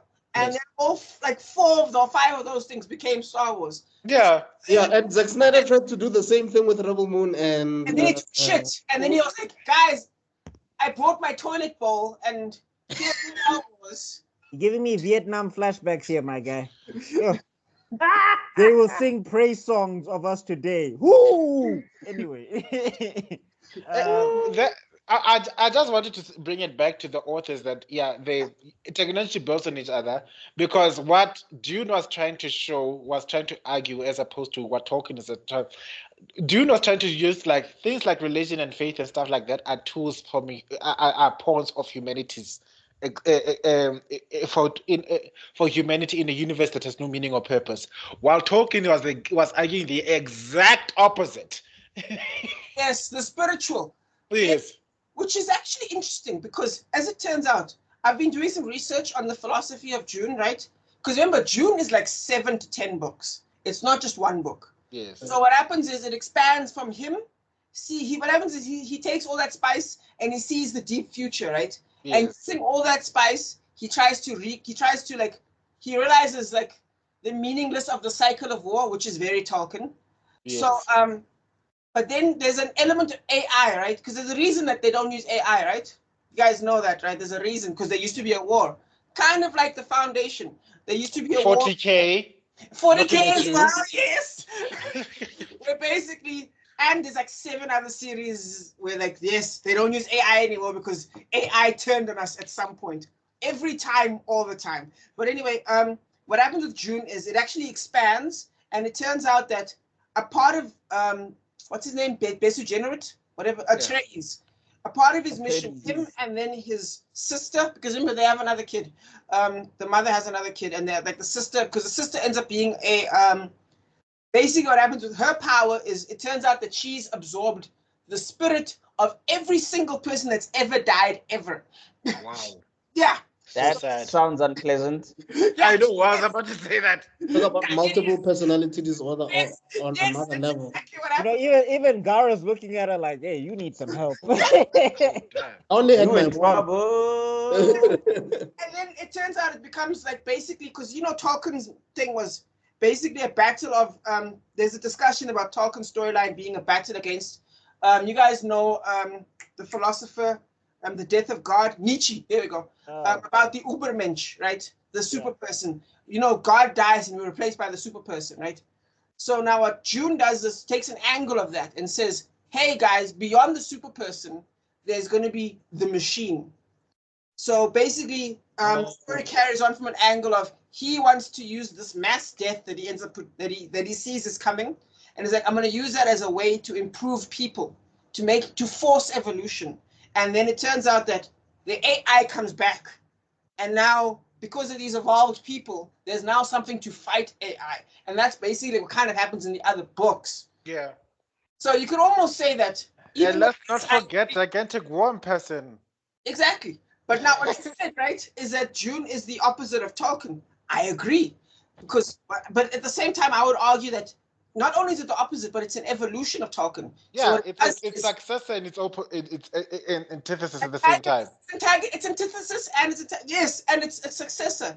And what happens is it says, guys, using this, we can still, there will be an evolution past us, but it's possible for us as man to still evolve past it, kind of what it's going for. Oh, okay. Man versus machine. It's a very spiritual thing almost. A philosophy. Let's say philosophical. I mean, to bring it back to JJK Wow. and Naruto, I don't We think went so far. I feel like whoever's watching it, this is like, what kind of level of geekdom is this? Like, this is not the usual geekdom that we're supposed to. This is higher grade. We're talking This is man right now. I'm saying, to relate that discussion that we're having now, I don't think that JJK is an evolution of Naruto. Okay. I think it's a lateral move at best.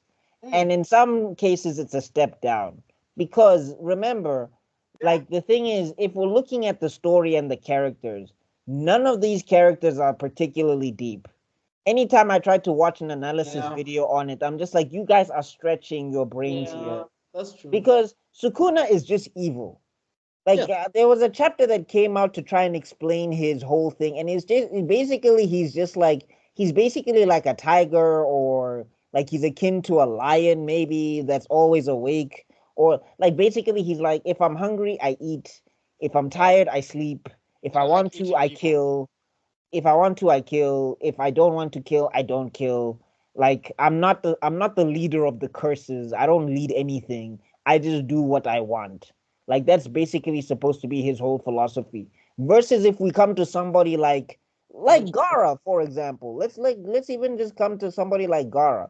Like, the fact that he had such a terrible childhood when he was trying to be a normal kid, and then, like, they were telling the Kazekage's child to his face, you're a monster. Like, you need to die. Like, I don't want anything to do with you. And then he lost it. Kids were saying that. Yeah, and then he lost it because he had no way out. He was just like, basically, that's the only way I exist, is I exist to kill things. So if I don't kill things, then my existence is useless. Then he found somebody who went through something like him, and he's like, oh, you managed to get to the other side? How? I need to get to the other side too, because this can't be it. And ended up becoming Kazekage. Like, that's a metamorphosis of note. Like, that's a whole three-dimensional character. So I feel like with JJK, it looks good. The fights are great. The characters are, quirky and interesting. Well, but they if did we're win talking all those about awards this year, so yeah, but I'm they're saying doing if something we're right. talking about how it's supposed to be an evolution, I feel like it took certain elements and certain messages from Naruto, but it just decided that I'm going to be this punch anime, and I'm not going to be an anime that challenges a particular philosophy. Let's to be honest, to be fair, I would say Geto is a bit interesting as a character as time But goes. he doesn't have a philosophy. His philosophy, in a sense, well, Geto Suguru, his personal philosophy, in a sense, it's another philosophy that was shared in Naruto. Basically, it's like, if we look at it, it's Sasuke. No, I'm just saying. It's not like there's nobody. I'm just saying at least there's one character that's slightly a bit deep. Yeah, but then Gegi took his story and said, "All right, now we're just chucking this out." Yes, which is basically the exception that proves the rule. Yeah. Well, actually, no. I think what he's saying is fucking brilliant, because, in a way, you could almost argue that instead of an evolution, what we should call it is a mutation, because that's how evolution works. It's mutations, And then the one that gets the most bitches is the one that carries on. Well, that's how evolution works. Yeah. Whichever one gets the most girls is the line that carries on. It's why Black Clover sunk, because it tried to be a response. It tried to be a turn. It tried to be an evolution from Naruto as well, because it's also trying to be Naruto. But then it took a turn and then it flopped. Well, let's not say it flopped because it's still carrying on. But can anyone really call it deep? Can anyone like really go, wow? I haven't even watched it. So For a reason. Same thing. I Same watched here. the thing. It's okay. it was fun. Good moments. Yeah, there's some good moments. There's some genuine moments. Nice little bit of introspection. But I agree with everything Buckmeister just said right there. Because sometimes it takes a lot. That's why I like Asian storytelling so much. Because for every Naruto, there's 1,000 mutations. There's a bunch of Narutos none of us I get you. heard of. And they're all in manga form.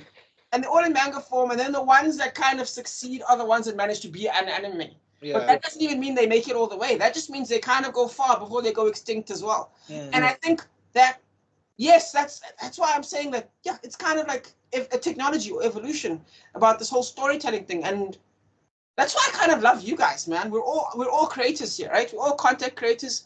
We all try to do our own mutations. And hopefully one day our stuff will become that mutation that works, that becomes a proper evolution one day. You know what I One day. Soon. Becomes the Proper TM mutation that gets the becomes most bitches. it becomes the TMNT from Daredevil. Yes. Yeah. Yeah. Anyway, guys, I have got to check out now. Any parting shots before we close this Yeah. off? This arc for me, if I had to quickly rate it, 9 out of 10. It was a great setup, lots of payoff, lots of character development. The third Hokage's funeral also. Like, I know people bash the third Hokage. I was a little saddened by his passing and everything. And like people who try to say Naruto was not affected by the third's passing, were you watching the same show? Everybody dressed up for that funeral. Through the orange jumpsuit. We all wore suits there. Yeah. Stay away from Reddit, Rob. Your blood pressure. Oh. Okay, Zuko? Yeah, I don't really have anything else to add. Buckmeister kind of summed it up. The fights were cool. We got introduced to some new characters. The story expanded nicely. You understood where the story was going. It didn't get lost in itself. So I loved it. 9 out of 10 as well. Yeah. Okay. Can't think of a reason not to give it anything else. I can't give it 10 because the Sasuke retrieval arc is where, like, that's where it's like, yeah. I'm the least knowledgeable of the group, but the parts that I enjoyed it, I did enjoy. So I don't have any fair criticism. So I'll give it also. I'll just say it's up to par. I'll give it the 9 out of 10. 9 out of 10 too. Okay. Because, like I said, at this point, I was balls deep into Bleach. At this point, I was like, "Who's that? Uzumaki? What? Yeah. Never heard of him." And But then, sorry, please continue. I was saying, yeah, but once you go into Shippuden, that's when you just start seeing me like, oh, now I'm into this thing. Like, oh wow, this is actually better than Bleach in some points. So we'll get there. That's We'll get coming there. from a Bleach encyclopedia guy. All right. And you, Rob? Solid 8. The thing is, I love Naruto. Again, it's peaks. Its peaks are what make it fantastic. Right. It was probably one of my most impactful tournament arcs. In fact, I think it even holds up above Midori. What's that nigga's show again? Midoriya. Yeah, what's his show again? Oh, My Hero. Hero, Academia. Hero, That something. was a great tournament arc. But again, I think it still holds up even over that. No, it does easily. Yeah. I like my Hero, but like finishing is a bit of an issue for me. Like, finish the tournament arc. Like, yo, Super Vision Yamu, chill. We want to see Vegeta. You know what I mean? Like, relax. Again, it's a tool. I think, yeah. like I mentioned to the group, the only law I'm getting from My Hero Academia is coming from that one guy in TikTok. That's it. I'm not really paying attention. I don't know if I'm ever gonna watch that thing, dog. But yeah. First 4 seasons are great, man. No, first 3 seasons are great. 4 is pretty cool, and then 5 is where the plot kind of goes crazy. It falls off. But It's anyway, not. It's an okay anime. Like I can see this being somebody's Naruto one day. Like how Yes. we grew up with Naruto. My hero will be somebody's Naruto. absolutely. But my point is, the tournament arc fantastic. The finale fantastic. There are some middling points, but in terms of the highs, it really keeps it up. And again, with the whole discussion we had before, it stands the test of time. A solid, because I'm a harsh critic. You know me with my so 8 out of 10. Solid 8 out of 10. No, I'm not mad at that score. That's a good score. I also loved it. I loved every moment. Like I was saying, I was looking forward to every fight. At this point, to me, it didn't really even matter whether Every fight. I mean, Sakura and Ino. I was like, shit.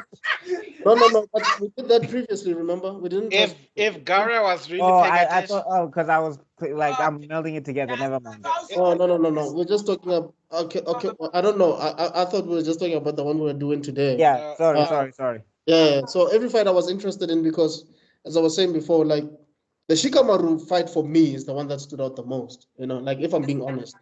But When Shikamaru. that nigga is that's my nigga, dog. But honestly speaking, I think the animation is great. The dialogue, everything is it's amazing. You do see the backstory of Orochimaru just a bit, as well as his relationship with the third. You also see the Anbu in action for the first time, I think, if I'm not mistaken, so far in the story, even though it's minimal. Also, you do see how far Gaara was willing to go and how far Naruto was willing to go, and his growth after meeting Jiraiya, which makes you realize that he's actually the best person to teach a Naruto type of character, and why Kakashi is better suited teaching a Sasuke. And it makes you wanting more. Like the more you keep on watching, the more you're like, yo, man, I need to watch more of this stuff. So yeah, for me, it's a 9 out of 10 for real. Like it's really, really good.